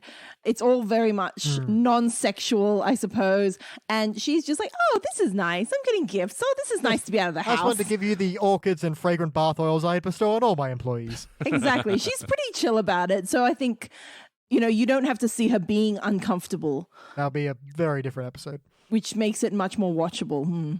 Yeah, well, I mean, it's an interesting thing that it explores, how does Marge thrive in the same workplace as her husband? And it's much more than he does. But yeah, unfortunately, she is given some opportunity that I feel like you're trying Bad to say opportunity. something, Elliot, there, and I don't know what you're trying to say. Trailed. Mr. Burns noticed her and is trying to curry her favor. I mean, she definitely got promoted for the wrong reasons, but Yeah. and I mean, she got hired for the wrong reasons too. But no, she points out that, Homer's like, oh, why didn't I get promoted? And she's like, dude, I came to see you 3 times today. Twice you were napping, and the other time you were kicking around a ball of electrical tape. Yep, that's work. How is your electrical tape ball league going there? No, it's very simple. It's called a warehouse ball. What you do is get packing plastic, wrap it as tight as you possibly can, then get the tape gun and wrap that as tight as you can. It gets a surprising amount of bounce out of it. Look, I show a lot of the younger employees who don't know how to goof off properly. Oh, right. I'm a manager, by the way. I'm supposed to be quelling this kind of behavior. Instead, I'm making sure they're doing it properly. As long as they're not involving a forklift, right? Exactly. Forklift must be taken very seriously. Along with the electric pallet jack that can hurt you, I want you to go home safe. The ball of electrical tape is your job's version of the funny hat day. Oh, man. They tried Keeps having... morale up. No, okay, the fun thing about my work, they got rid of uniforms about a year ago and then recently tried to have wear a wacky t-shirt day. It's like, I can do that any day. Like, you can wear a band t-shirt day. It's like, I do that almost every... Half my Yeah. wardrobe is band t-shirts. But this time they want you to do it, This know, time it's a piece so- of flair. So your shirt It was- is dirty. In a way, it's their shirt now. I know, man. It was just so fun to watch 2 bits of, corporate fun collide in such a hilarious way. That's me. Anyway, back to you, Elliot. Oh, sorry. No, Claire. Claire had a Oh, finger no, up. no, I'm no. very I was sorry. talking about random shit. I just wanted to ask if men have the same issue with once you wear something to work, it's dead to you forever as a going out item. a work shirt now. It becomes a work shirt and you never want to see it again in your Sort of. casual I wardrobe. wouldn't say that. I would just say there are some that are like, yeah, this is work. We're fine for work. And some I'm like, nah, you're special. You're my relaxing clothes. Yeah, there's a definite progression, I think, where, you buy something nice and you're like, oh, I'm only going to wear you special places. And that's like, oh, I can just wear you to see friends. That's okay. And then eventually it comes, work clothes. Becomes and then work. it goes in the I bin. don't know. No, I got there's this a pajama one. stage It's a after that. jack-o'-lantern. No. Once it's at work, you don't want to take it to bed with you. There's a work shirt, then there's around the house shirt, and then there's pajama shirt, and then eventually you just hold it up in the window and go. Yeah, it disintegrates like Golden Boy. So I was just going to say, the shirt I've got now says, it's a picture of a jack-o'-lantern. It says empty inside. And I wear that to work when I'm like, fuck this place. Jesus. Once Golden Boy says Olden Bow, it's time to let him go. Beautiful, man. Beautiful. But yeah, the questionnaire, Danny, we'll start with you. Why not? What stands out to you from this episode, for better or worse? You know that dream where you're lying in bed and they fly in through the window? Has anyone had this dream? God, I wish. I'm having it right now. So you've been reading my journal, haven't you, sir? You've been picking peeps at pimpy peoples. That didn't go as well. No, okay, so this is one of these ones, just moving right along, where I feel like I know that I've seen this clip 40 more times Yeah. than I've seen this episode. Yeah. it's This one in became the culture. 138th special or whatever. Yeah. And it's beautiful. Like the music's perfect, the angles, the look on his face as he flies in through the window and Smithers goes, So yeah, apparently some parents groups or whatever complained about this scene because apparently Smithers has an erection in this moment. But Is it his knee like in The Little Mermaid? Oh, it is his knee, just like the Little You have to remember, Mermaid. parents groups are a bunch of repressed perverts, and they think everything is yeah. sexy. You see the fold on the blanket right here? If you squint really hard, you can imagine there was a penis underneath it. But there's not as a blanket. It's all they've drawn as a blanket. But you know it's there. He's naked under that. Damn. Okay, that was a good one. I'm going to use that in the Remix that. sample. We'll sample that later. Anyway, the main point is release the erection cut. Release the erection. So it's a sort of interesting angle of this episode that I guess doesn't really go super explored is, Marge's sort of usurping of Smithers' role in this. Yeah, I feel like they didn't have time. This is a very packed episode. Arguably, you could cut Bart's B plot, but that is a lot of fun. That's true. Again, because she doesn't know it's happening, it would kind of suck to have that be a plot point of like Smithers resenting her and her having no idea. You just feel really bad for her. Enough bad things are going to happen to Marge in this one. Let's not compound that. Yeah, and I think I'd just be doing the same grounds that they did in Simpson and Delilah, which we reviewed a couple of weeks ago on the Simpsons Index, where Homer starts getting all the advantages because of hair. Because of his hair up there. It's true. Anywhere with hair at this power plant is just killing it. Claire, what stands out to you from this episode for better or worse? I'm actually going to go with a worse because it is a classic episode. We don't often have a worse one. Yeah. I think we could have ditched the Lenny forgetting that it was, not the Western Day, it was 50s Day and the A. It wasn't that funny. It didn't make me... Really? Even the clip of him clearly riding off on a motorbike that he got specifically for 50s Day? Yeah, there was the commitment, and I get it, but this is a very jam-packed episode, surprisingly, and there's lots of jumping around, and I just don't think that joke really, it could have been left on the draft. As someone who works in an office, I'm surprised because that to me was a big speak of trying to have fun in the workplace and how it often fucks up because it's fucking stupid. I prefer the little taste of Hat Day and then the throwback to Hat Day where, they're fighting off, they're trying to fight for their donuts. I think that was enough. That was enough. I got it. Anyone else want to be a hero? See, that's so good. Whip was so active. That was great. Now, to me, this was an interesting episode to revisit, especially now that, we're so close to the end, is that Season 4, I feel like, indulged a lot of this sort of sketchy sort of humor, especially in Marge vs. the Monorail or something like that. And this episode sort of has a few hints of that, and that, to me, is a moment of it. And especially with, The Simpsons' early, real overvaluing of Happy Days as well, I feel. I can see what you mean, because, that was just a bit, lame. He's going, hey, he's doing the thing. Yeah. Yeah, but the writers grew up in the Fonzie generation. It's not... Yeah, that's it. This would have been much more, punchy 30 years ago. God, that's barely even an exaggeration. Ugh. First released in November of 1992, which we are 1 year away from this being 30 years old anyway. Can anyone else just hear Sound of Silence playing? That's weird. Oh, that Disturbed song? No, fuck no. I hate you so much. Get out of here, millennial. BT, what's a moment from this episode stands out to you for better or worse? I'd like to visit Claire's. Did you ever notice this corner where we actually have two of them in a classic episode, and I am shocked, and I'm actually not that shocked. There's a bit where Homer's hat on Silly Hat Day. First of all, it's just Bart's red hat, and I do like that as a joke. But later on, in the very next scene, it's blue.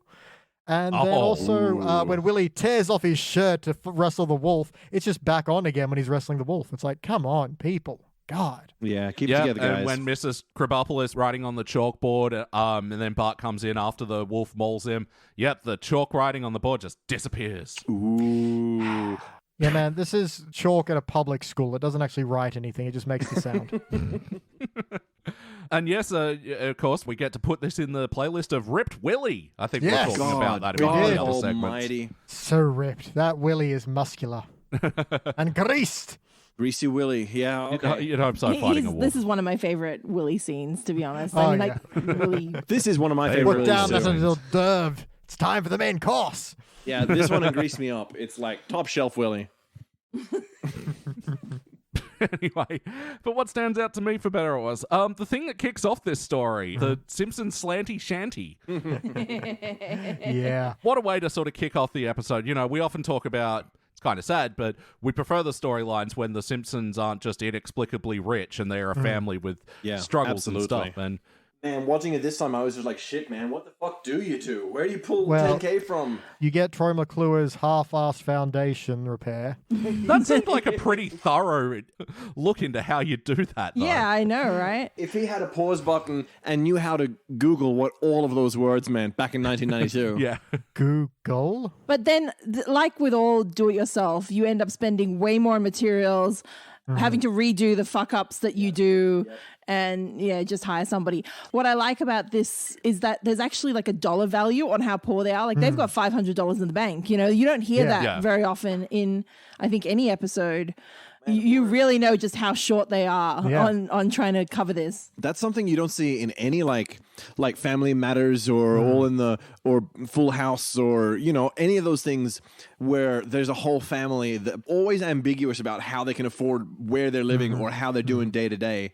And I think that takes a bit of bravery to just say, you know what, these guys are poor. What the fuck did Danny Tanner in Full House do to afford the house that big on a single income? What the fuck? If you want to be really mad, watch like Home Alone as an adult and try to work out how they afforded all those children and that fucking house and all these holidays that they're taking. Yeah.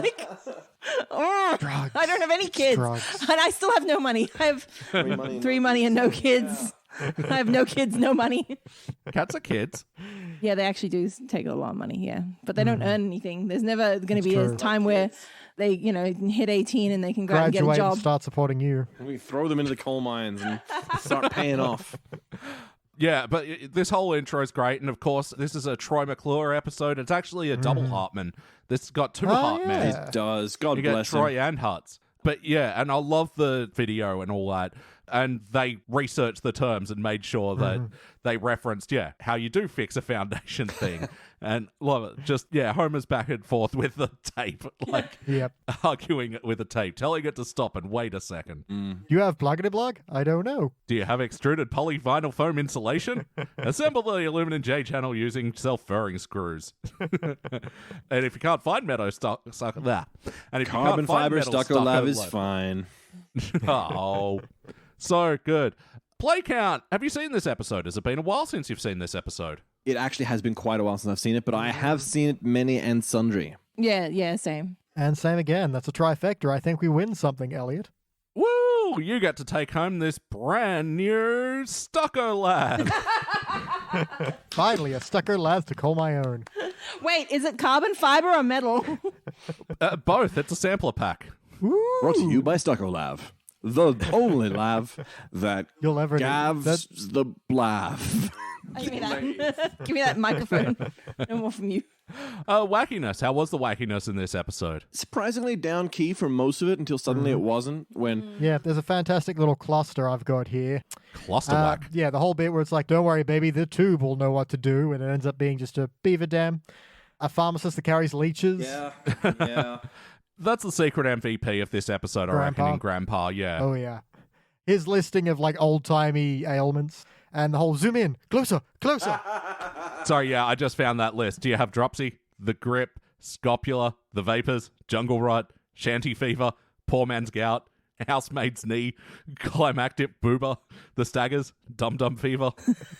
I've got dum-dum fever.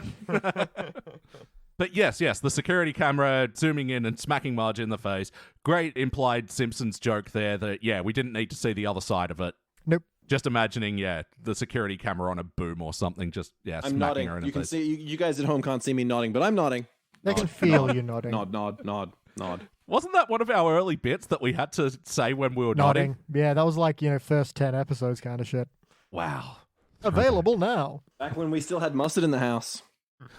Back on this episode sort of feeling like a bit of a sketch show at times, like Bart's imagining of Marie and Pierre Curie. Is that his name? Yeah, that was a bit wacky, but it was him imagining, so I don't know if it counts as whack. I did like the little touch in that scene where they've got, the Japanese people fleeing from the, Godzilla reference monsters, and they don't match the voice up properly. Yeah. Like, so it looks overdubbed badly. I love that. I never noticed that before. No, totally. I suppose the whole Timberwolf storyline sort of is wacky. By the way, while we're on that, I'm not sure that I'm comfortable with sort of an episode about female workplace. Like, having a second storyline about victims not being believed seems like a weird place to stick it. Ooh. Don't think that was a parallel they were intending. However, that went somewhere I fascinating. didn't expect it to go. Yeah. I'm proud of Same you. here. Dan, I'm valid not point going to from lie. I Dan. thought you were going to babble incoherently for about a minute. And, That's still going to happen. but no, well landed. I guess the difference here being... So I think I've killed Claire. She's just jumper face now. I forgot what I was I thought saying. I was gonna Smack babble you in the incoherently studio. too. Elliot. So much. God damn Don't it. throw it at me. I got nothing. Oh, we can chop this out later, right?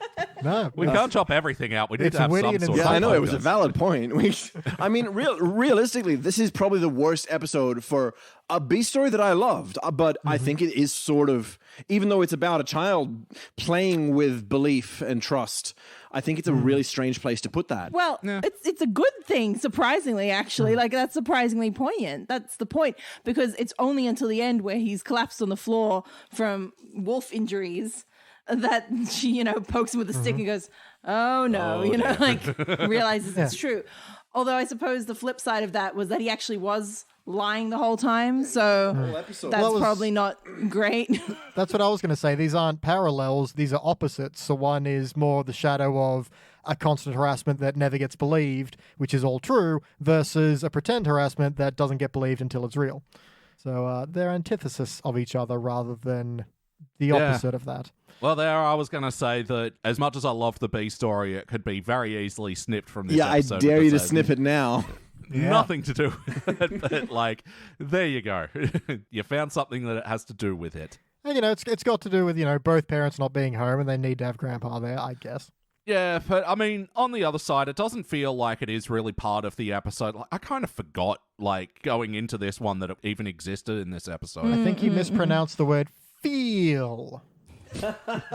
Sorry. I've been hearing it the same way for the last 5 years. What do you expect? That's fair enough. All right, well, let's get on to the feel. But first, we'll go to the heart. How was the heart of this episode? I think I felt it, like Marge being she's bored at home, and my life is kind of boring and lonely and empty, and going to work for a shitty job might be a step up for me. Yeah, Not I only could've that, I can sworn- help pay for the... Yeah, I could have sworn there was a scene where Homer's like, you don't have to go to work anymore. And she's like, we could still use it.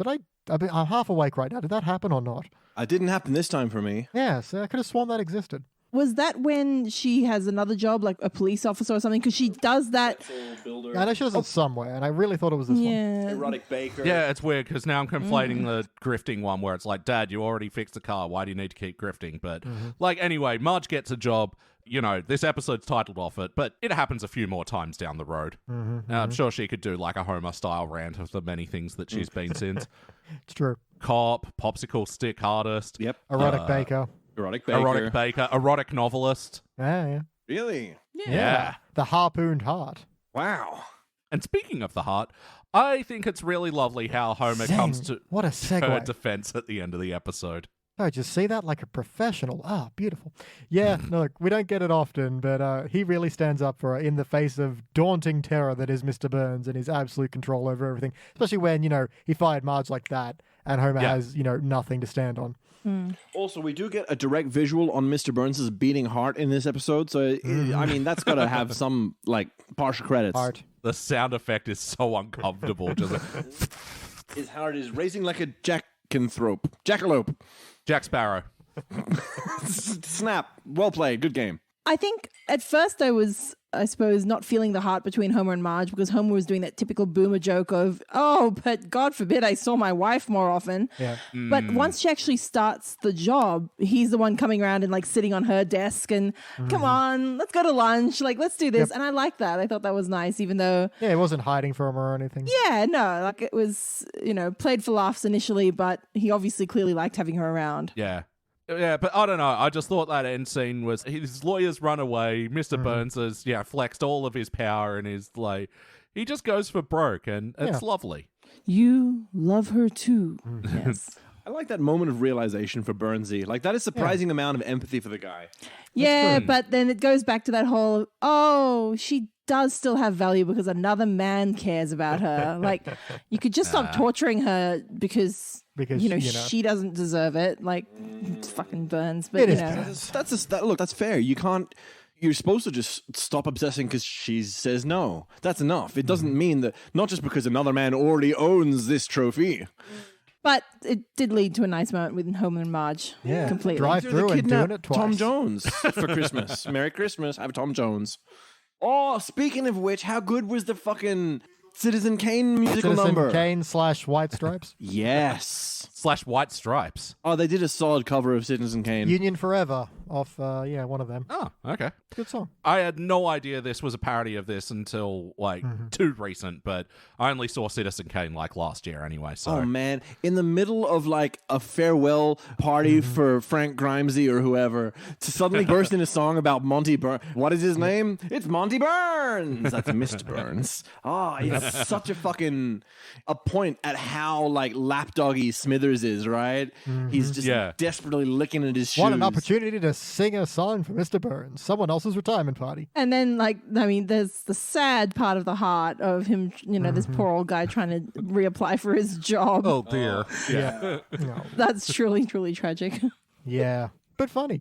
In the spruce caboose, many said it was too big to stay on the track. Oh my God, they were right. No, and then they have the novelty headless conductor as the costume. Which I've just noticed is a very Howard Hughes reference, which I think part of Citizen Kane is based off of. So there you go. Oh, really? I'm pretty sure it was Howard Hughes wanted to build a really big airplane that was mostly plywood, and they were all like, "This is never going to take off the ground. It's too heavy." And the senators who were like, "We gave you all this defense money to build this project, and it's bullshit," who then sued him, called it the Spruce Moose as a mocking joke. Henceforth, Spruce Caboose, and later on, the airplane, the Spruce Moose. Hop in. He's dead right. Give points to Beach. Everyone, send the man cigars. Is that I don't know what you do when you get a thing right. Diet cigars. You get a lathe. Oh, free sucker lathes all around. And ultimately, did it feel like an episode of The Simpsons? Oh my, yes.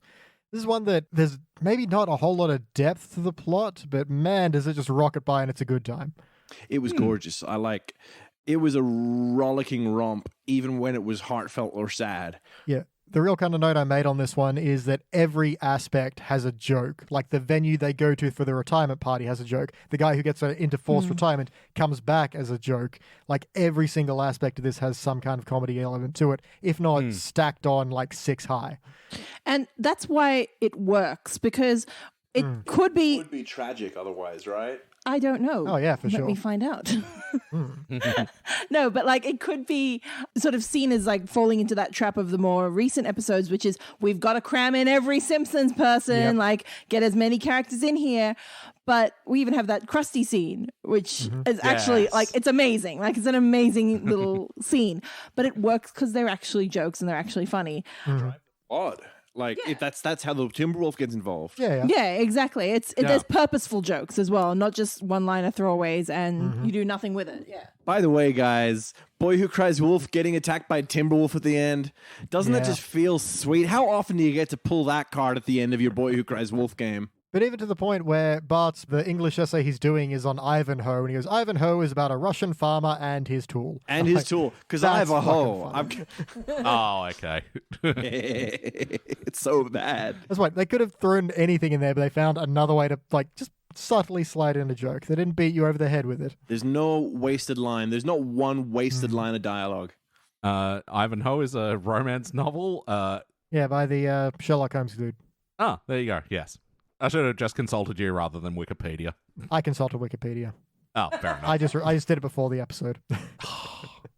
So smart, so sweet. I just took Bart's word on it. Dude, Yeah, we just cut all this shit out, and then like you can make it sound like you're the king. Just auto-tune Beach's voice so it sounds like yours, Elliot. Yep, This is my point. right down low. Damn, Elliot was right again. And everybody else was a bunch of clowns. What a bunch of Bunch clowns. of clowns. How do you keep up with the times like that? But yes or no, would you watch it again? Yes.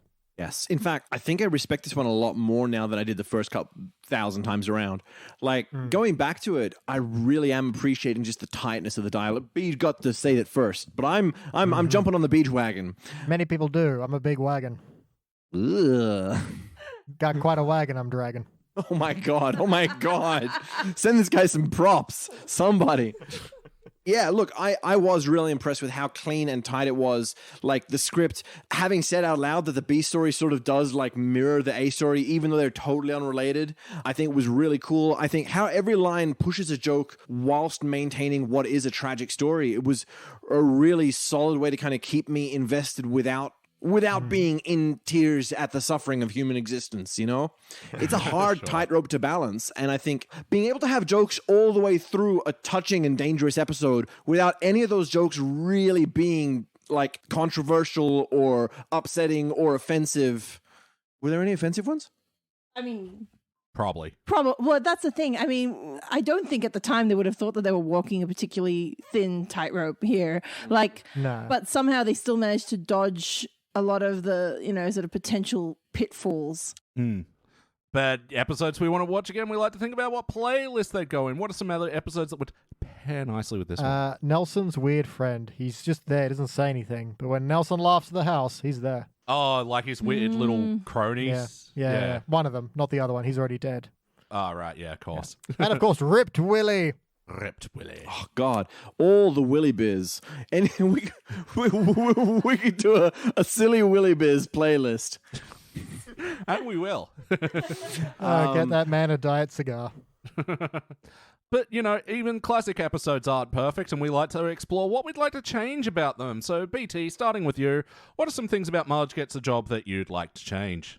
Nothing really springs immediately to mind. I'm sure there's some parts that maybe lag, or that we could argue maybe we should have delved into some deeper aspects of Marge's journey. But that said, I think what's here, it's not terribly deep, but damn, it's funny and tightly packed. And so I don't really have any complaints for that. For what it's being, I rather love it. How about you, Claire? What would you like to change? I don't know if this is even a change thing, but what I felt was there were actually like 3 stories going on here. So there's the main line with Marge. Then you've got the kids needing a babysitter and grandpa being relatively incompetent. Then you've got Bart dodging homework and pretending to be sick all the time because he can get away with it because grandpa's watching them. And at first I was thinking, while I was watching, oh, there's a lot. There's like 2 B-side stories here. And the grandpa one is not like, it's, it makes sense because obviously they can't afford a babysitter if they're taking on 2 jobs to pay for their house sliding away. But it's not that punchy. Like, maybe that could go if, we're looking for ways to expand the main storyline in some way. But I was surprised at how well they tied it together. Bart faking being sick and grandpa watching the kids' storyline ties together so neatly into like, it brings it back. So now I don't know. The point where I forgot they were 2 separate things. Yeah. I was like, especially when Krusty came in, I was like, oh yeah, it's that one. Why is that coming in so late in the game? Harpy eagle, just like him with the claws deep in the skull cavity. She can crush clams with them. Skull cavity, that's our word for the day. Ding, ding, ding, ding, ding. Skull cavity. She's just trying to protect her eggs. I only ate 1. Oh, Krusty, what a piece of shit. Initially, I was thinking, this is what I would change. Like, I'd probably ditch Grandpa and, not worry about that side and just have, or like vice versa, I wouldn't bring Krusty in this late. But it ties together so nicely, I don't think I could, change it at this point. It's got so many of the jokes that have stuck in my head for so long as well. Yeah. Even just like having what about you, Danny? What would you like to change? Oh God, how did I not see that coming? I haven't got a great answer, to be honest. Like, I still feel weird about the 2 storylines. I know they do sort of mirror each other, and they're very like thematically related, but I feel weird having this sort of person pretending to be a victim and manipulating people, yeah, he gets comeuppance. It just, I don't know how I feel Gets about mauled that. by a wolf, Danny. Gets mauled by a wolf. At the same time that Marge is essentially being victimized. She's thrown to the wolves. Mhm. And Burns doesn't get comeuppance, really. Yeah, and their house True. never gets raised back up, does it? Does it? No, it does. Screen. Off screen? Yeah, the guy fixes it and he's like, a problem here is water leakage. What you need is a 50-cent washer. That's right. I've got some in the truck. I'll just get you one. Marge, get my gun. Oh, that's right. No, like, I guess the part of the story that's seeming the weirdest to me is the Bart Wolf storyline, and that it's so overtly on the nose, but it's like, ha ha, it's a literal boy who's crying wolf. Ha. Yeah. Oh ho ho, we all laugh. Yep. But like, I do feel like it does feel just on the whole very tacked on. Absolutely. And I feel like parts of the slanty shanty are also a bit too extended. It does feel like it takes a while for this episode to say what it's about, and maybe that's just because like that's all the potential material that we had for Marge working at the nuclear plant, but I don't know. I think there's a lot more of that to get into, and especially like with comparing Marge and Homer's attitude to working at the same place, I think there's a lot to explore in those characters. Yeah, because it does seem that even, discounting Burns's unnatural interest in her, she seems to be she's a solid worker, she's trying to finish paperwork. By the time she's doing that, she doesn't seem like she doesn't know what she's doing. It's hard to know if she's a solid worker. She finishes paperwork and then Homer sends it. Homer keeps interfering with her job. That was sort of another through line that I felt didn't quite get pushed enough. Homer was really negative about having her there, and as soon as she was there, Homer keeps stepping on her toes and jumping on her desk and things and taking the microphone right when she's making a point. Exactly. Yes. Yeah, well now I've lost my train of thought, haven't I? Your thoughts were too heavy to stay on the track. They were right. But I don't know, she figured out which button is the giant fireball down the corridor, and it's like, okay, don't do that. And Knowing what button to not push is just as important. Well, I don't think we could ever accuse Marge of not being a hard worker. She has always been a hard worker. She's only been doing it as a homemaker, but as Lisa quite quickly, put together a list of what her actual duties are, it scored her a job at a power plant. And see, that's the one thing I suppose that... Large animal wrangler. Well, yeah. See, this is the only thing that I thought was a little bit because when Lisa's writing up her resume, it seems to all be things that she actually does. They've just given name titles to it. Whereas when Smithers is quoting her resume, it's all this random shit that I feel like it's not stretching the truth anymore. It's just outright lying. Your resume, you I know, but invented that's this machine. I love that stack of jokes. Yeah. Just that stack of jokes. I thought Muddy Waters wrote that song. And then says, welcome aboard in Swahili. It's like, you invented this. I love the stack of that. It's so funny. I mean, it's really funny, but at the same time, on one hand, she would have essentially managed to game the system a little bit to get a job that she could definitely do, but she wouldn't have had the qualifications for. Whereas on the other hand, she's completely lied about everything on her resume, and she doesn't even know what's on there at this point. So I don't know. I prefer the first take on the resume joke rather than the second one. Yeah, I agree. As much as I loved, that stack of jokes, it would have been nice to see where else they could have taken that. Quickly, guest stars of the episode, Tom Jones was playing himself. The pride of Wales. How'd we like Tom Jones in this episode? I really like that he's one of the celebrities that let himself get kidnapped and beaten up and chained to the thing, and that not every celebrity lets the Simpsons fuck with them, and that's a good sense of humor. Yeah. What about you guys? What did you think? I agree. Yeah, that was fine. Musicians and sports stars don't always make the best voice actors, but Tom did pretty well in here. And it makes perfect sense that he's Marge's favorite singer. Oh, yeah. Of course. Oh, yeah. Of course. He's the Michael Bublé of her generation. Growing up, I had listened to Tom Jones, had a very distinct idea of what he looked like, and definitely not Welsh. And then seeing a photo of him and then seeing him speak in his regular voice, for real, fuck? right? It's like when you hear Adele and your heart's breaking and she's such a beautiful singer, and then you hear her talking and she's like, oh God, I got horns on me fork. I'm a bloody Cockney, aren't I? Right, what? Rogering the fishwife, hey, what? You didn't listen to my album, you what? Fuck this. Yeah. Scousers, what are you? My king, I didn't vote for you. Okay, now we're in Python territory. Yeah, I know. There's the overlap there. And then Tom Jones sounds like Claire, do you have any other notes about this episode you want to mention before we rank it? No, I've already covered everything. All right. Oh, Danny, wait, do no, you I have any haven't. other? I haven't. I lied. Yes. I didn't write it down because I thought I'd remember, but And you did. sorry. Look at all those flies buzzing about you. You're a mess, woman. That's in my head, me to me, at any point in time when I'm a mess woman. Like, Yeah, that's great. when Elliot told me we were doing this episode, I said, the audio of Mr. Burns saying that line has been replaced with the audio of Claire saying that line in my head. No, it's great. Oh, shit.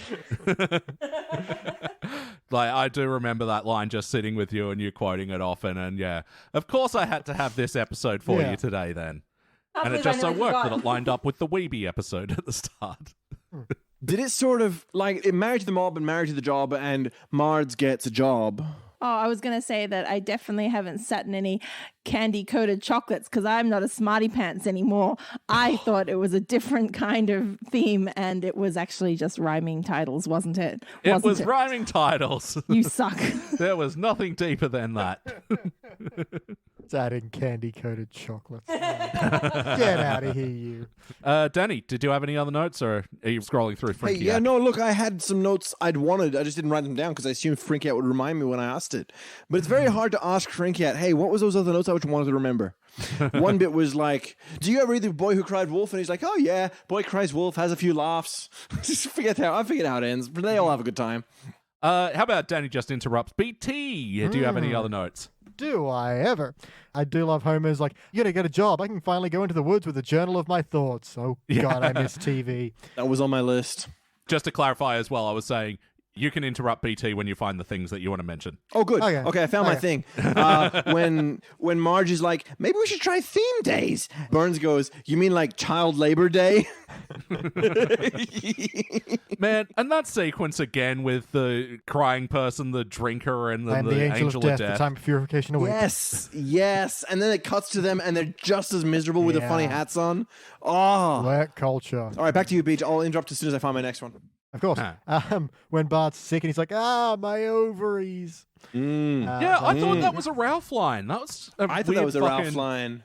Maybe they both Berenstain do. moment for me. Yeah. Me. Yes, you. When he gives Marge the office, and Smith is like, "Oh, that's my office."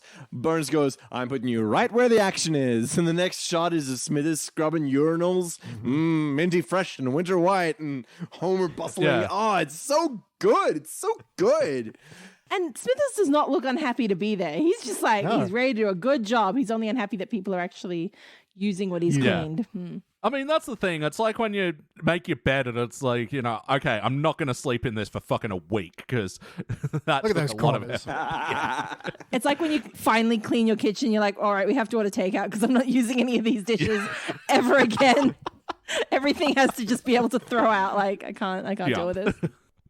A riff I really really liked, and I don't know if I fully appreciated it before, was, let's get that crooner, dig up Al Jolson. Remember we did that once, sir? Oh, yes, that's right, he's dead, and rather pungent. The rest of that evening is something I'd rather forget. Pungent. That was his takeaway. Pungent. Wonder if he still had the makeup. Yep. The really great little visual of Burns when he slicks his head and just slides off it when he's trying to act casual is so good. Care to join me in a belt of scotch? Mr. Hutz, it's 9:30 in the morning. Oh, that's okay. I haven't slept in days. And they go with him anyway. They still hire him. Who else is there? Blue-haired lawyer? No, Mr. Burns has him. Hey, he left, left his his briefcase. briefcase. And it's full of shredded newspaper. Oh, speaking of briefcases, how good was Smither with the two briefcases? Maybe you should look in this briefcase. I don't know what could possibly be in. And he really bends down to have that close-up look. Really look into that briefcase, because someone asked him to. Just make sure you don't mix up your cash and gas briefcases. Or your grass briefcase. I only had a couple more notes. That was a truck stop joke. Your ass briefcase, yeah. Oh, a free sample of lemon time. Give it here. Yeah, that was great. That's dish soap. Nah, he just keeps going. Oh, there is It one feels other like thing we there's a haven't what are you going mentioned. to do playlist there. Sorry? There is one we haven't mentioned, which no one's mentioned Gorgeous Homer yet. Oh, yeah.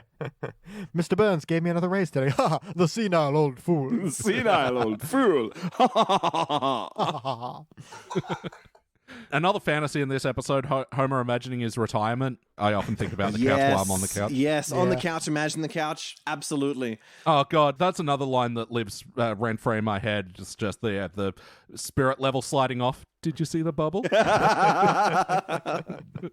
Oh, that's the big note I wanted to get to. When Mrs. Krabappel's like, you've avoided this test with saying you had smallpox, the bends, and that one bout of rabies.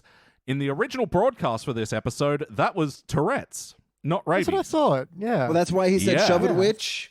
Because he had Tourette's afterwards. Yeah, I was confused by that. I'm like, I could have sworn she said Tourette's. Yeah, well, it doesn't make nearly as much sense for him to be twitching and swearing afterwards. Well, Yeah. I mean, he doesn't know what ovaries are, so maybe he didn't know what rabies was, but I figure that was removed for insensitivity reasons. Yeah. I mean, it did get a lot of backlash, and in particular, according to this article, a boy named Joshua Smith began seeking legal action, but ended up dropping the thing after a letter back from The Simpsons. But Yeah, and his lawyer only had a briefcase full of newspaper. yeah, that's it. And The Simpsons had much more than 10 lawyers. But yeah, in his demands, it's like they not repeat the episode, and later on have Bart Simpson befriend somebody with Tourette's on the show, and include an apology from Bart at the end of the episode. Wow. Aiming high. Also, $10 million, please. Well, that one, like, to me was all like, and he needs to have a friend that's got Tourette's. And his friend has to have my name. And he has to be constantly saying what a cool kid he is. And when he's not around, the other characters need to be asking, where's that kid? But yeah, he wrote back saying, yeah, we feel like we made a mistake on this one. We feel bad about it. And yeah, they edited future broadcasts to, not include the Tourette's line. Well, there we go. I mean, I don't disagree with that, to be honest. Like, Well, it's just interesting that this happening in 1992 when, like, Tourette's jokes sort of hit their peak in late 90s. and it's like, jokes about being autistic or jokes about having any other kind of neurological or mental disorder or disease. Like, it's probably a good thing that they got that one sorted earlier rather than later. Considering that the future would not be kind to them. Yeah, and I think that's exactly the point. You can catch rabies, but you are born with Tourette's, and also it's severely incorrectly represented, I suppose, in media. Exactly. Misrepresented. That's a better way of saying it. You can cure rabies. You just have to deal with. It's a person dealing with Tourette's. All right, let's rank this thing. Claire, you can go first. Oh no. I don't know why. And I'm a bit worried that it's because I've seen it so much that the jokes didn't hit so hard, which is a terrible reason to lower, because the jokes are still good. It's just that I've seen them so many times. So I'm trying to make sure that it's not that. But gut instinct is silver. Okay. Wow. But that seems low because it's a very good episode. But I don't know. Silver seems right. Silver's still great. Yeah. Silver's still great. Ain't nothing wrong with Silver. But it's a very good episode. BT. I'm having the opposite effect in terms of, like, is it because I've seen this so often and so many of these jokes come preloaded for me, am I thinking of it too highly? Because my heart almost wants to go to a cubic, but my guts are more in a gold, and I'm going to sit with a gold, specifically because there's just not a lot of depth this episode. It's really well written, and I love how packed and, like, stacked a lot of the jokes are, and how so many jokes get callbacks and all this kind of things. But there's just not a whole lot of depth to it. And I mean, it's subtextually there, but in terms of the actual text, not so much. So I'm going to sit with a gold. It's a lot of fun. I got a lot of laugh out loud moments out of a 30-year-old episode, which is crazy. But there's, just, if you dive head first in, you're probably going to break your neck. It's not that deep. And Danny. I'm somewhere between gold and cubic as well. Grubick. Grubick, absolutely. Dave Grubeck, he did some really great tunes in like odd time signatures. Nerd. I think that it was like, for its time, it was like doing a sensitive, controversial topic sort of thing, doing something that people being underappreciated in the workplace, or people being like hired and fired just because they got the tits or whatever. Like, it's a massive thing to do an episode about and have it land really well. I don't think it was a super powerful episode, but I think it landed at what it was setting out to do. I think every line was well scripted and funny and witty. I think that the B plot, like, I don't know if it was the right place to have Willie fighting a Timberwolf, but I think it was really like correlated. It was juxtaposition. Like the whole victim correlation thing, super interesting. I used juxtaposition. When we were in year 12, that was the one word that would guarantee you a pass in any English essay.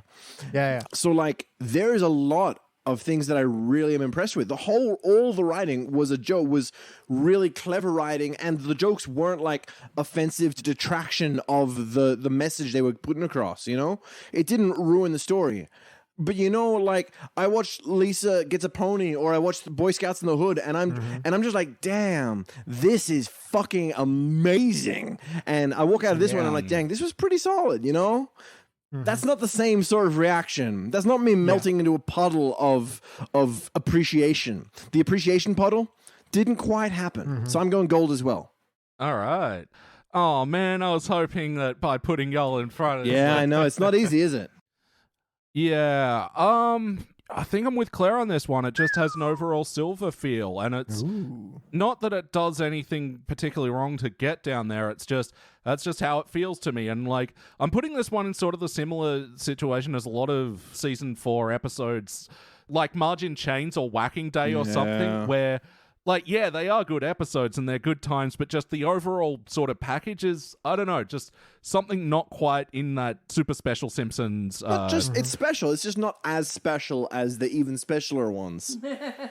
Yeah. Yeah, but averaging out, this will equal a dull gold. It'll be the 5th episode from season 4 to get that rank, and it feels so right now that I say that. I was a little bit worried, but in amongst this company, it so feels like that.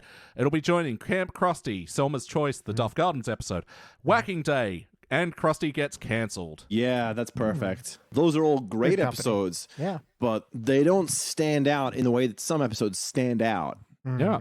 All right. Well, that brings us to the end of the Simpsons Index. Thank you guys so much for joining us. It will never be the end of the index, Elliot. It will never stop come. The Simpsons. You'll never stop the index. Never fear, we'll think of something else. We'll have reviews for years. But no, Danny and Claire, thank you so much for joining us this week. Dude, it has been an absolute blast. You know what? It's really fun watching the good episodes. And sometimes it's even fun watching the bad episodes. Sometimes. Sometimes. Good to keep those knives sharp. But it is always fun bitching about them. Yes, I come for the bitching. But I stay for the classics. Thanks for having us, guys. Absolutely. And BT, if people want to hear more of us, where can they do that?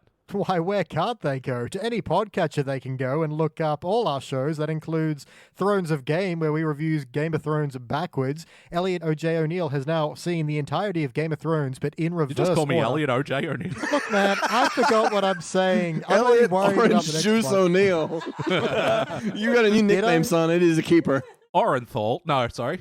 Fuck, I'm already lost. I'm down the back of the fridge with the pens and the instruction manuals. I watched Game of Thrones backwards. I'm the only person that did that. Haha. Only person in the world, and you can listen to that on a podcast. That's right, Thrones of Game. Our other podcast is, of course, Pulp Fury Radio. This is a scripted podcast where we take pulp genres and use some radio play foley and acting, and it's a real lot of fun. And I still, after all these years, have not figured out how to plug it properly. And if you really like us, wink, you can go to patreon.com/SideQuest Studios for everything we do, including exclusive podcasts. Yeah, we've got over 40 exclusive podcasts that you can unlock right now for just a cup of coffee. And Just a cup of coffee, people. the price of a cup of coffee per month. Just the We're price right at of the a end cup of of this coffee. thing. It's hard to If you talk. haven't heard enough of Ben and Elliot, of B&E, of Bacon and Eggs, if you don't get enough bacon and eggs day to day, Bacon, eggs, and OJ. OJ O'Neill.